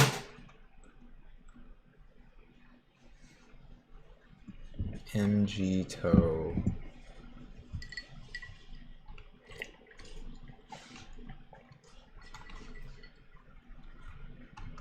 Let's see, hold on a sec. Is Jim Poor still in the chat? Where did he go? I haven't been able to read any of his comments yet. What do you think about next week? I'm positive. I'm feeling strong. I got my hands. They're fully diamond. I can't even wipe properly. They're so hard. We are properly in the game right now.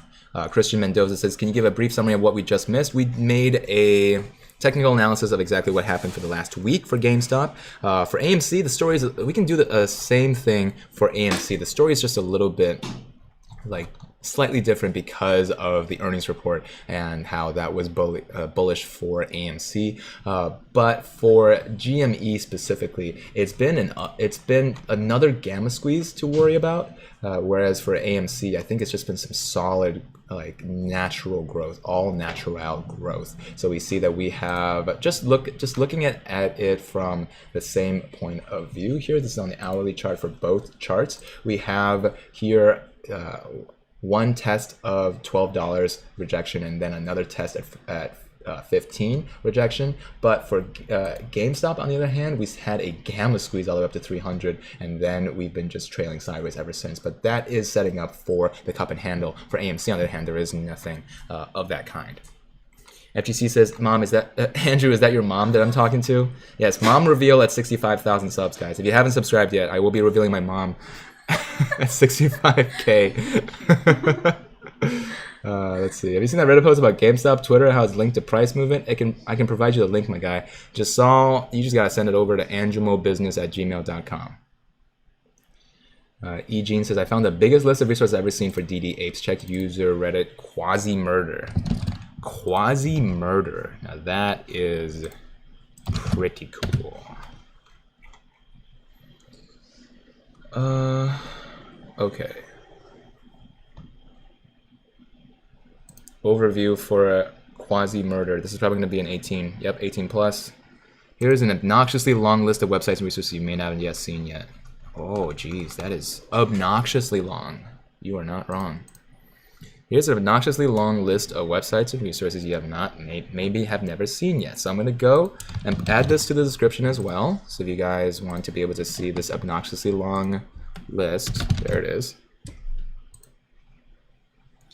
Does my mom consent? Mom?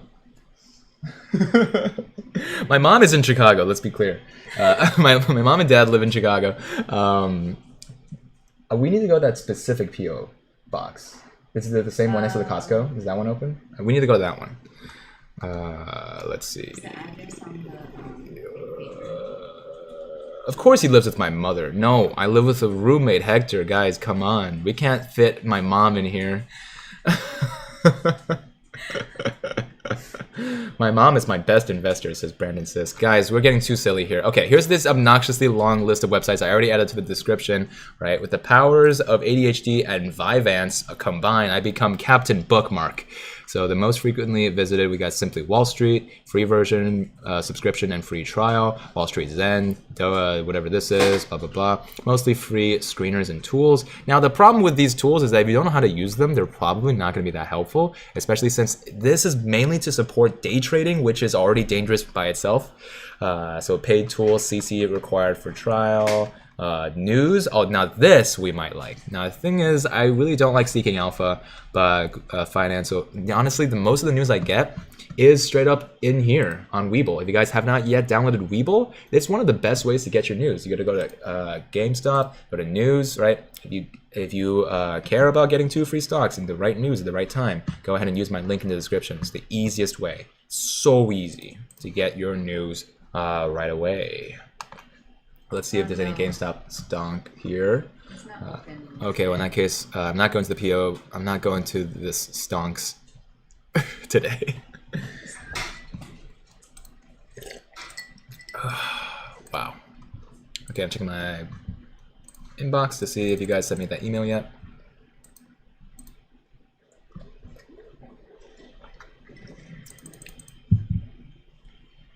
Uh-oh. Brendan Burns, Uncle Auntie B is in the house. Couldn't get Mr. FF, but he's intrigued. But switched Pippa. Hold him and sees what I do. Loves you all. Wants to be on the show. Okay, send me more information. Every time we hear Uncle B talk, it is quite a story. Just saw Rami. Just send it to andrewmobusiness@gmail.com. I want to see your DD. People talking about my mom. Meatball, you want to come back on screen? You want to come back on screen? Here you go. Some treats for you. Lomi says, don't fool us. We can hear your mom. There you go, buddy. Martin Rivera, bringing down the house. I'm sorry about your mom. Let's see. Marcus says, just joined and already stressed out. Oh, no.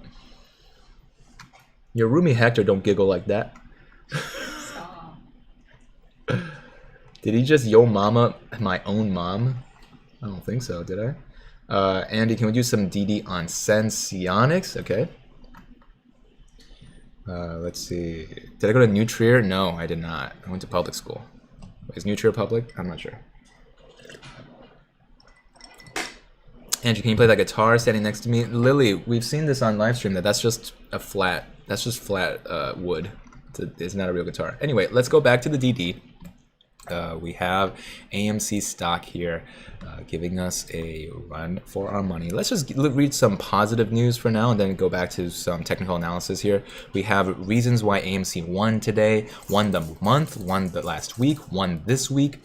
Here's why they think they won today. We still closed at over 1350. 21.5 million shorts must be bought back, which isn't even far from the 25 million that we could have received.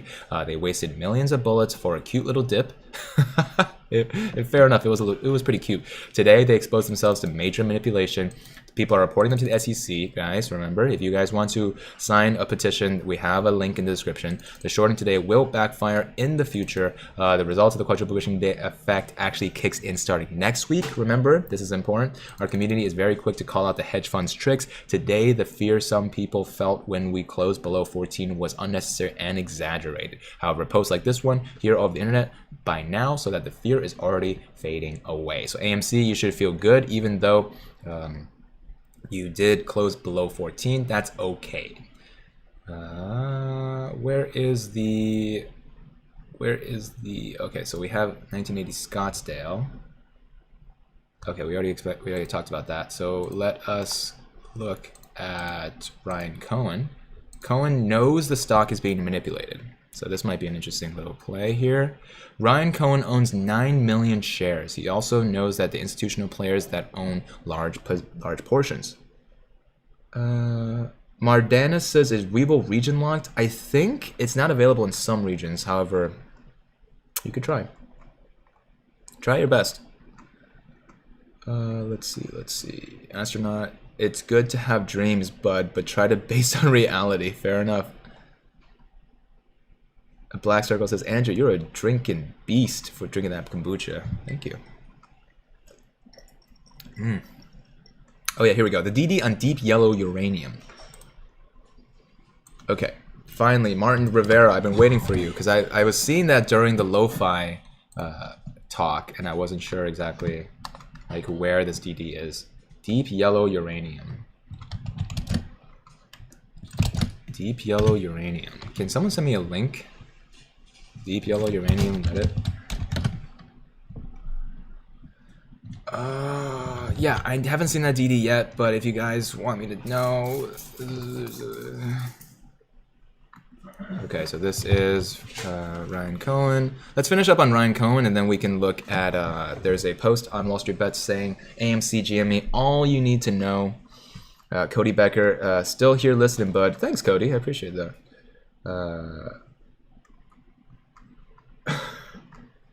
Corey Ryder, what are you talking about? What is that? Martin Rivera, let me know if you can send me. Oh, what's up, Belmont Capital? Just had a call with him.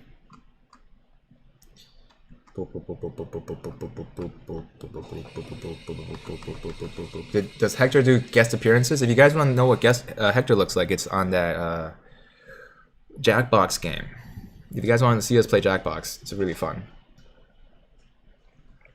EasyCo says, do you think 200 is a new floor for GME? I have 1K to throw at this bad boy, but don't know whether or not to try and time a dip. Last time we saw price levels, the hard floor for GME was at 150 for tomorrow. That was predicted the day before, sorry, for yesterday. And that was predicted before the day before yesterday. So all that said, I would not think the 200 is a strong floor for GME.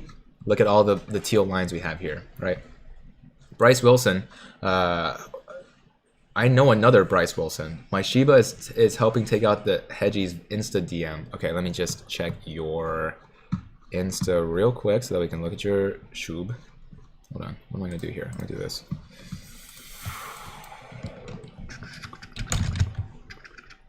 And then we're gonna be back to the stonks where we began. Senseonics, Ross, I did a Senseonics video a long time ago, so look at that and then see if you like what you see.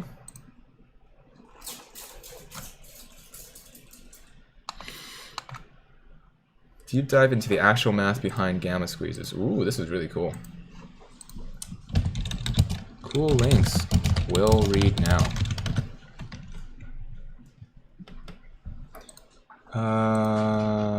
I don't know what, Bryce, what is your Instagram?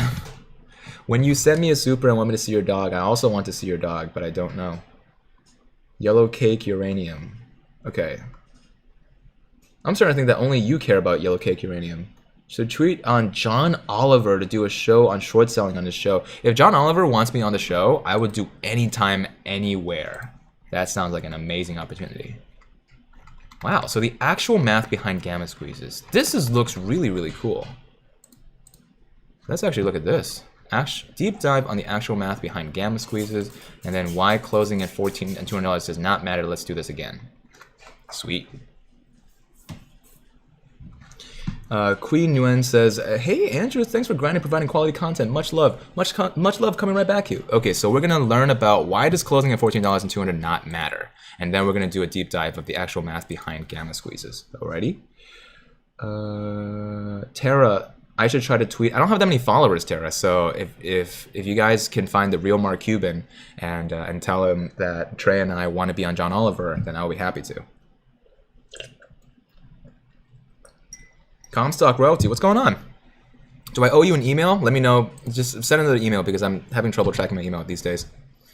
How's it going, guys? We've heard a lot of different conversations. Hold on, let me just try to get Meatball. Hey, buddy. You okay? Okay, there you go. How's it going, guys? We've had a lot of different misinformation tactics about $14 and $200. AMC closed below $14 on Quadruple Witching Day, and GameStop closed above $200. Does that even matter? Well, we're gonna have to understand a little bit about why does closing at $14 and $200 does not matter, and a deep dive into the actual math behind gamma squeezes. There's gonna be fun charts. I know you guys like photos, and it's gonna be coming from a point of view that loves math. And if you love math as well, and you love the data coming to you hot and fresh on a daily basis, then the subscribe button is waiting for you to join the Moon Platoon Meatball Army. And with that, let's get started. Why does closing at $14 and then $200 does not matter? Let's do this again. You see a lot of confusion about this. First, those large prints you see at the tape at 4 p.m., that's normal. Every day at the power hour, when market closes at 4, the first New York Stock Exchange closing print goes up. This tends to be larger on all Fridays, triple and quadruple witching days due to OPEX. This is not manipulation. This is how the market works. The reason you see the price jump change right at 4 is because you're watching the tick data until 3:59.59, then at 4:00:02, they put up the first closing auction print onto the options component of our class. Obviously, explaining gamma, delta, and dealer hedging and open interest is really not getting through to you smooth brains. They're going to try a practical approach. Use 2 wrinkles you have and think for 1 second. Would the option market work if every time a dealer sold a call option, they just sat around and waited until Friday afternoon to figure out if they needed to have shares to deliver for in-the-money options? Would that make any sense? That people went and bought $200 319 GME options 2 weeks ago for $20, and the dealer just sat in their chair staring at their screen, and at 4 p.m. today, dealers short calls from $125 to $200 went, oh, well, it looks like I'm short $300 million of GME. I have to go buy next week. Of course not. This is what we've been talking about on the show for a long time. Delta hedging. They have to buy the shares essentially as soon as, or if they're feeling a little risky, slightly after the strike price is crossed. When the strike price is in the money, they essentially have to buy it as soon as that happens. This is what delta hedging is. They already have bought stock as a hedge. As the price went up, they bought more. That's the gamma squeeze. As people close their positions on Friday, the dealers are unwinding. Some options will be exercised, and good news for the dealers, they have the stock because they hedged it, right? When they exercise your call options, you're not actually changing the way the price is going to be affected because the stock was already bought. They're just trading hands from the guy who promised you could buy it to you because you're exercising your stock. Options. Second practical point, how many times does this have to happen? How many times do we have to teach you this lesson, old man? How many times does this have to happen before you realize it's not how it works? Every Friday we hear if the stock closes below X, then Y will happen next week, and it doesn't, because quite obviously, if that was the case, you would see huge movements after hours. Spoiler alert, you guys aren't the only ones who can see open interest. Put on your practical hat again. Don't you think if the entire street saw 30 million options in the money and thought that many shares needed to be bought Monday, they would do it now? Options markets matter, and you should learn more because it can illuminate what's happening in stocks, but price at expiry matters very little. There's slightly more to it. You can look at pin risk and max pain if you're interested. I'm trying to be the most basic concepts across here. If you guys are curious about pin risk and max pain, go ahead for put a scissors in the comments if you want to learn about pin risk, and put some diamonds in the comments if you want to hear about max pain. We want you to guys collaborate, vote with your comments in the comment section section below. The reason AMC traded in such a tight range is because it got pinned at the $14 price due to large OI. This is not manipulation and is just due to mechanical hedging by dealers. So this kind of flies in the face with a couple of the different thoughts that we have had in the past, such as when Trey came on just yesterday and talked about short walls. However, this may be a nuance in here of learning from one side to another. Just remember that ending the price at a certain price may not carry as much weight, just like how we thought beta was a big issue and -2, -8 beta for GME was a huge thing, may not be. So once again, take the DD, even this one, with a big grain of salt. And once again, like that DD said, education, knowledge, it's key. So luckily for you, we're gonna go and now deep dive on the actual math behind gamma squeezes. If you guys heard about that gamma squeeze explanation that just took two sentences, now we're gonna actually visualize it for you with pictures. So make sure you watch to the end. Hi, Wall Street Bets. I've seen a lot of people talking about gamma squeezes recently, but I haven't seen anyone explain the math correctly. In fact, even the recent Forbes article got the concept wrong. Remember, we read both of those Forbes articles. So I figured I'd sit down with this fine Saturday morning and put together a post on the actual mathematics of a gamma squeeze. So we're going to talk about options concepts such as the Greeks, and I won't go into so much detail that you'll need to understand the Black-Scholes equation or anything, right? We're going to make it easy for you guys to understand. First of all, let's look at the market makers. The first thing you need to understand is who is on the other side of your trade when you buy a call option, right? Remember time, a call option, just like Robinhood has put on their suspiciously juvenile education website, is like fruit. Sometimes you go buy fruit and it's no good when it expires. So you cannot pick the fruit from the tree and you lose the cost of the seeds. But sometimes they are good, as in the money, their strike price is lower or higher, depending on the put or a call, than the price of the stock. And then you can harvest them, execute them, right? Also like a coupon. Robinhood, legitimately, I'm not even joking, makes it seem like a fun little coupon you might go to the grocery store with, and then they say, hey, you might be able to use this coupon if you think it's a good deal. However, if another grocery store down the street is making the price of the fruit that you want to be able to buy cheaper than the price of this coupon over here on this grocery store, you're probably not going to use that coupon. So once again, this is what a call option is, a promise that someone will sell or buy that stock on your behalf, but you do not have the obligation, only the option to execute it. Typically, this is not some other trader or hedge fund that wants to inverse your bet. Instead, the counterparty is what we call a market maker. Market makers profit from providing liquidity to markets, not from taking directional positions, right? They don't want to make the bet that you are making. They just want to be able to take their money and make more money with money. Did you know you could do that? In practice, what this means is that market makers charge you a slight premium and then position themselves so that no matter what happens, their premium is preserved. This position is called hedging. How market makers hedge call options. There are infinite ways that market makers could theoretically hedge against the calls they sell. However, by far the simplest and most prevalent way is to buy some amount of shares of the underlying stock. Remember, one option contract equals 100 actual shares, right? 100 actual shares. Options here is confusing because, right, remember, options also refers to the option itself.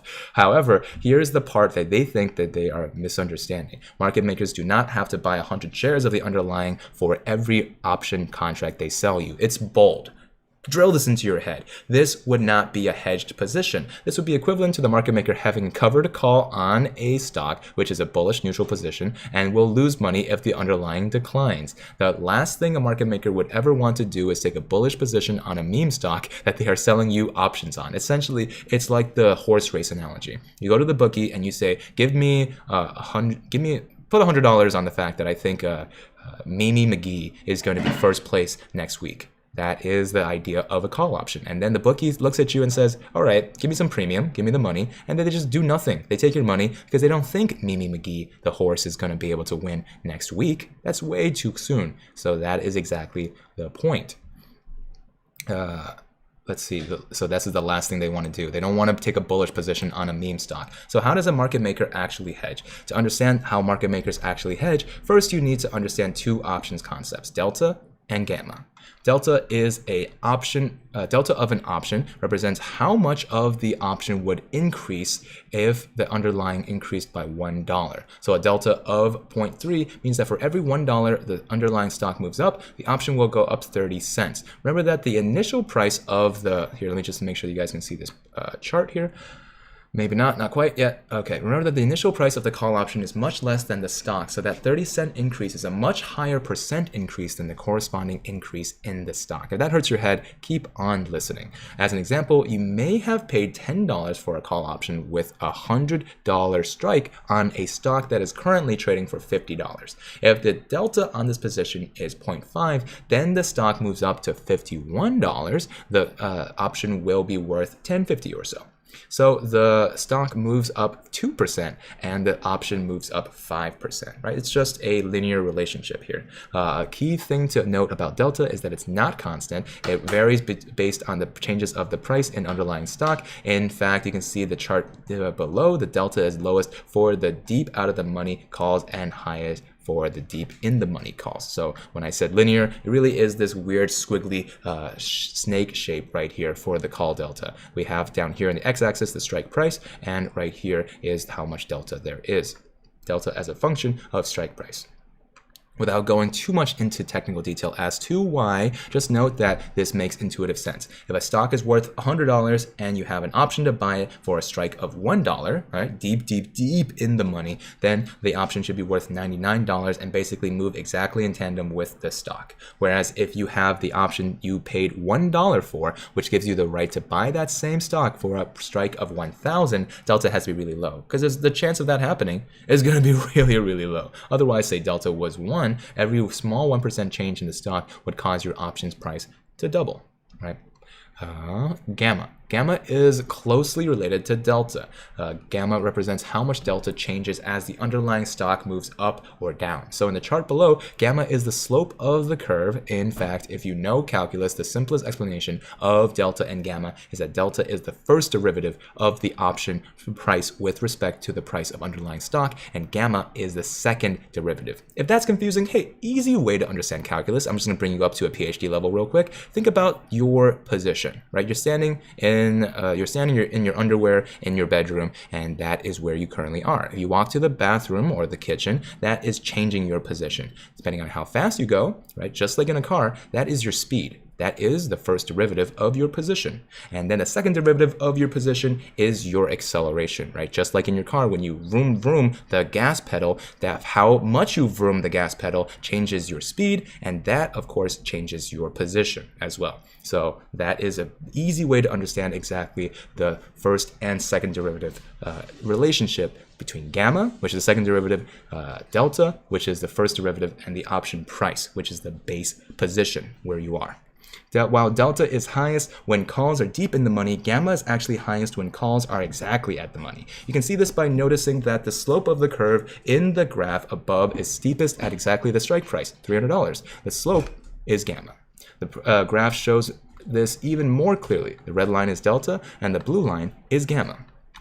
So once again, with that analogy in tow, look at this visualization. Pretty pictures are easily a little more clear. We have the gamma right here with its highest point right here. This is where gamma is highest, right around the middle of the call delta right here. And this kind of makes sense as well. You kind of have to accelerate the gas pedal the most when you are roughly the halfway through accelerating the car. Right? Then you put your gas off because it suddenly is not as necessary when your car gets up to speed. This is why fuel efficiency, if we're still with this car analogy, is best when you're already traveling on the highway at a high speed.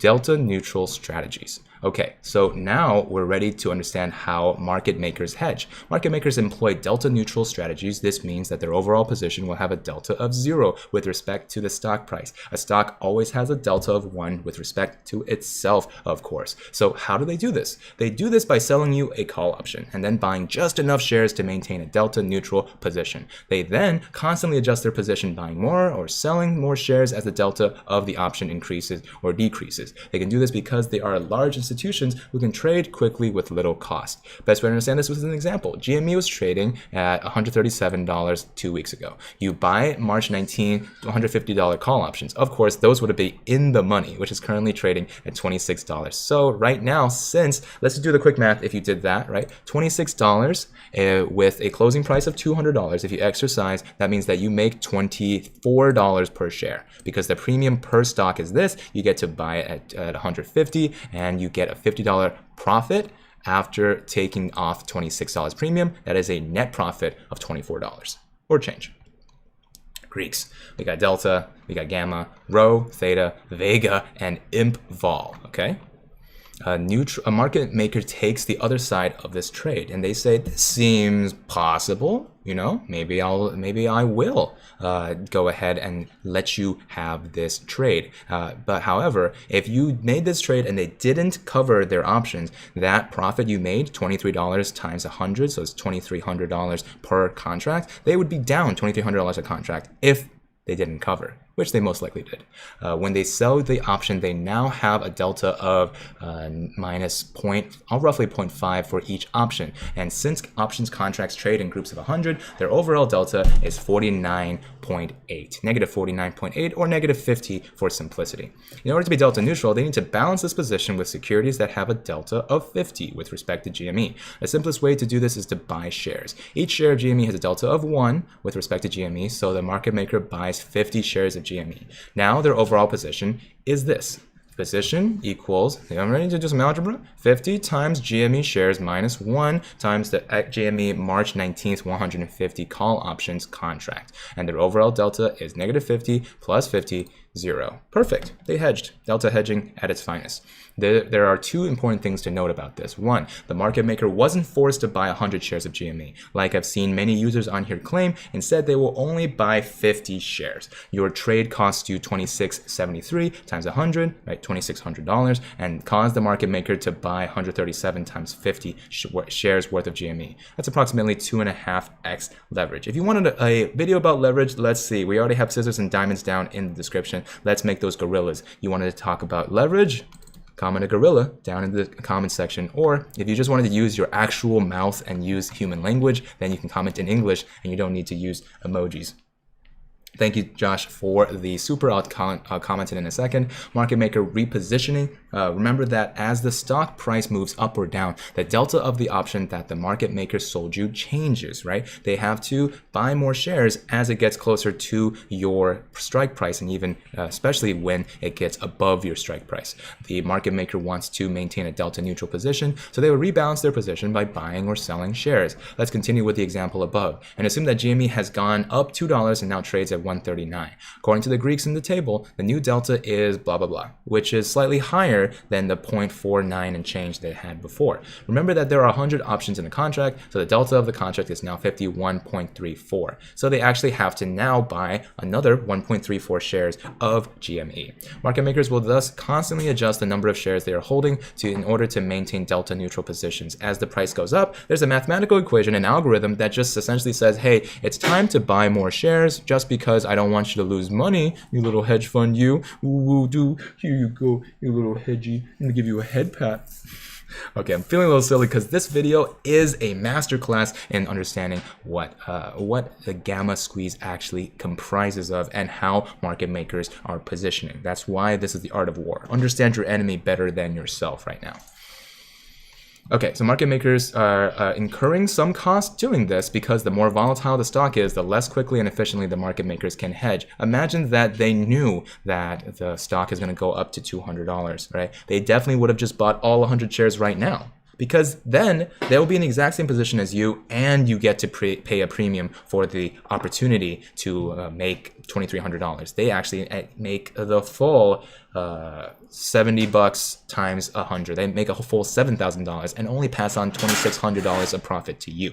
So In that sense, they are much happier with that, but only if they have a crystal ball, and none of us have one, unfortunately.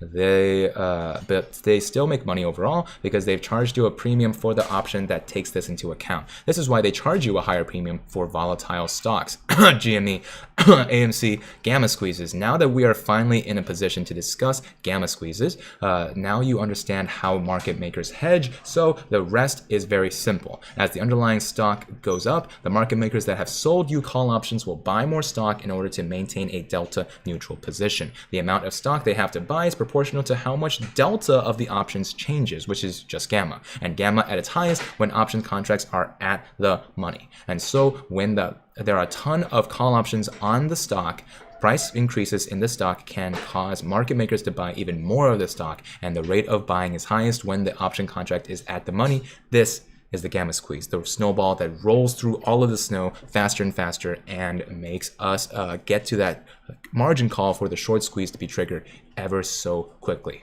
Notice that the inverse is also true. When the price decreases, the delta of the options decreases, and the market makers also now have to sell stock in order to maintain delta neutrality. So what does all of that make you think, right? Does it make you feel a little bit stronger about exactly how your grasp on the market has actual consequences for the end day to day? That's something I want you guys to come away with, right? This masterclass on call options was brought to you by that subscribe button. Make sure that you hit that subscribe button nice and tight, because we are going to continue making these masterclass simple to understand for apes, simple to understand for simple beginners, and using GME and AMC as a catalyst for your educational purposes. If you want to start investing in yourself, that subscribe button and that bell button is waiting for you so you don't miss a single live stream. We go live every single bell to bell, and I don't think you want to miss out on next week's crazy shenanigans, especially since we have the earnings report as well as a couple more catalysts for GME and for AMC as well. If you guys like this video, of course, we always appreciate your like and a comment about exactly what you are looking forward to see in a future video. Let's give it up to these patrons. Of course, without these people, the subscribers that have pressed the join button next to the subscribe button, and the people that have gone down and checked out the Patreon, this show would just be that much more hard to make happen. So thank you guys for supporting the show. If you are also interested, that's one of the easiest ways to pass a couple of bucks along the way. Buy Meatball and I a coffee and a treat, respectively. And for now, but not for forever, I will see you on the moon. Peace. Oh boy. So I think we're done. I have to go play some D&D now. Let's see. I think I missed a super. Josh says, hey, thank you for your efforts. Any idea why less than $10 puts for GME were so popular last week? 160K open interest last week. I don't have enough visibility on that, but if you have a DD or someone else asking that question, I will look into it and get ready to talk about that tomorrow. Jasal, it's time to read your email. So let me see. I need that hotkey to come back on.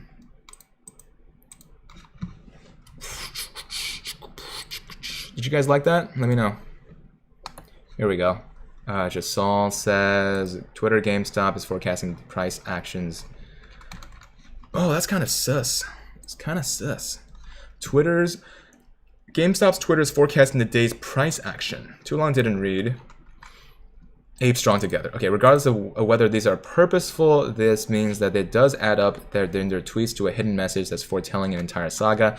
The problem with this, Jasal, is that if this is the case, GameStop's Twitter team is going to be in really big trouble. So that's why I don't want to cover this too tightly, because this is just some SEC, like they're going to have a whole lunch day on this, and we don't want that to happen. So that's kind of messy. So we do know, like, we've been watching the tweets live with you guys, so we do know that when the ice cream tweet came out and these other tweets came out, that people got, like, saw the price go up. That's just kind of how Ryan Cohen works. So there is major correlation. However, we can't assume causation, and if we do, that is manipulation of the price, and that is not going to be good for Ryan or GameStop. Let's see. Alex M says, how many shares of AMC do I have? I think I have a couple hundred. I have 100 and change, and my average price is lower than Trey's. which I'm very proud about. Jay Kaner says, do you think Monday is too late to hop on the rocket? Jay, I can't tell you anything about buying, selling, or holding. I can only say that I'm going to be holding, even though my average price is higher than $200 for GameStop. So that's the thing, right? If you enter, you're going to have a lower average price than me. You're just going to be at 200. Please delete all your chart lines, Neil. Then in that case, how can we see my hard done research? It's easy. You don't get to see the chart lines as much when you get closer. But I might delete the chart lines lower, like lower than $100, so that you guys can see. Is that vodka lemonade I'm drinking? No, this is kombucha. Just saw we're looking at this link. Careful when we're spreading these kinds of theories, because it is SEC investigatable and we don't want our friends to get in trouble. I am now going to be done for the day. I hope you guys appreciated this Saturday stream. Oh, D&D got canceled. D&D got canceled. Well, I'm gonna end anyway. D&D got, oh man, my Dungeons and Dragons campaign got canceled. That's so rough. Let's see. Anybody else? Any other questions? No? Okay, well, first of all, thank you guys so much for watching. This is the Saturday stream. I have not done a single Saturday stream about stonks. No, I think I did one maybe last week. Anyway, I'm going to be off for the day. I'm going to be clipping a couple of these, especially the masterclass on understanding the gamma squeeze. Hopefully you guys watch it again. Watch it from beginning to end, because that really helps out with the YouTube algorithm. You guys know what it is. I've pinned the WeBull link in the description. Some of y'all should be able to go check it out. Gives you free stocks and access to the market if Robinhood or Fidelity or TD Ameritrade cuts you off during the squeeze, and you don't want that to happen. If you guys like this video, guys, some of you have already smashed that like button, some of you haven't. I respect you either way. But other than that, I hope you guys have a really great Saturday, and we'll be back with a special Sunday stream tomorrow. For now, but not for forever, peace.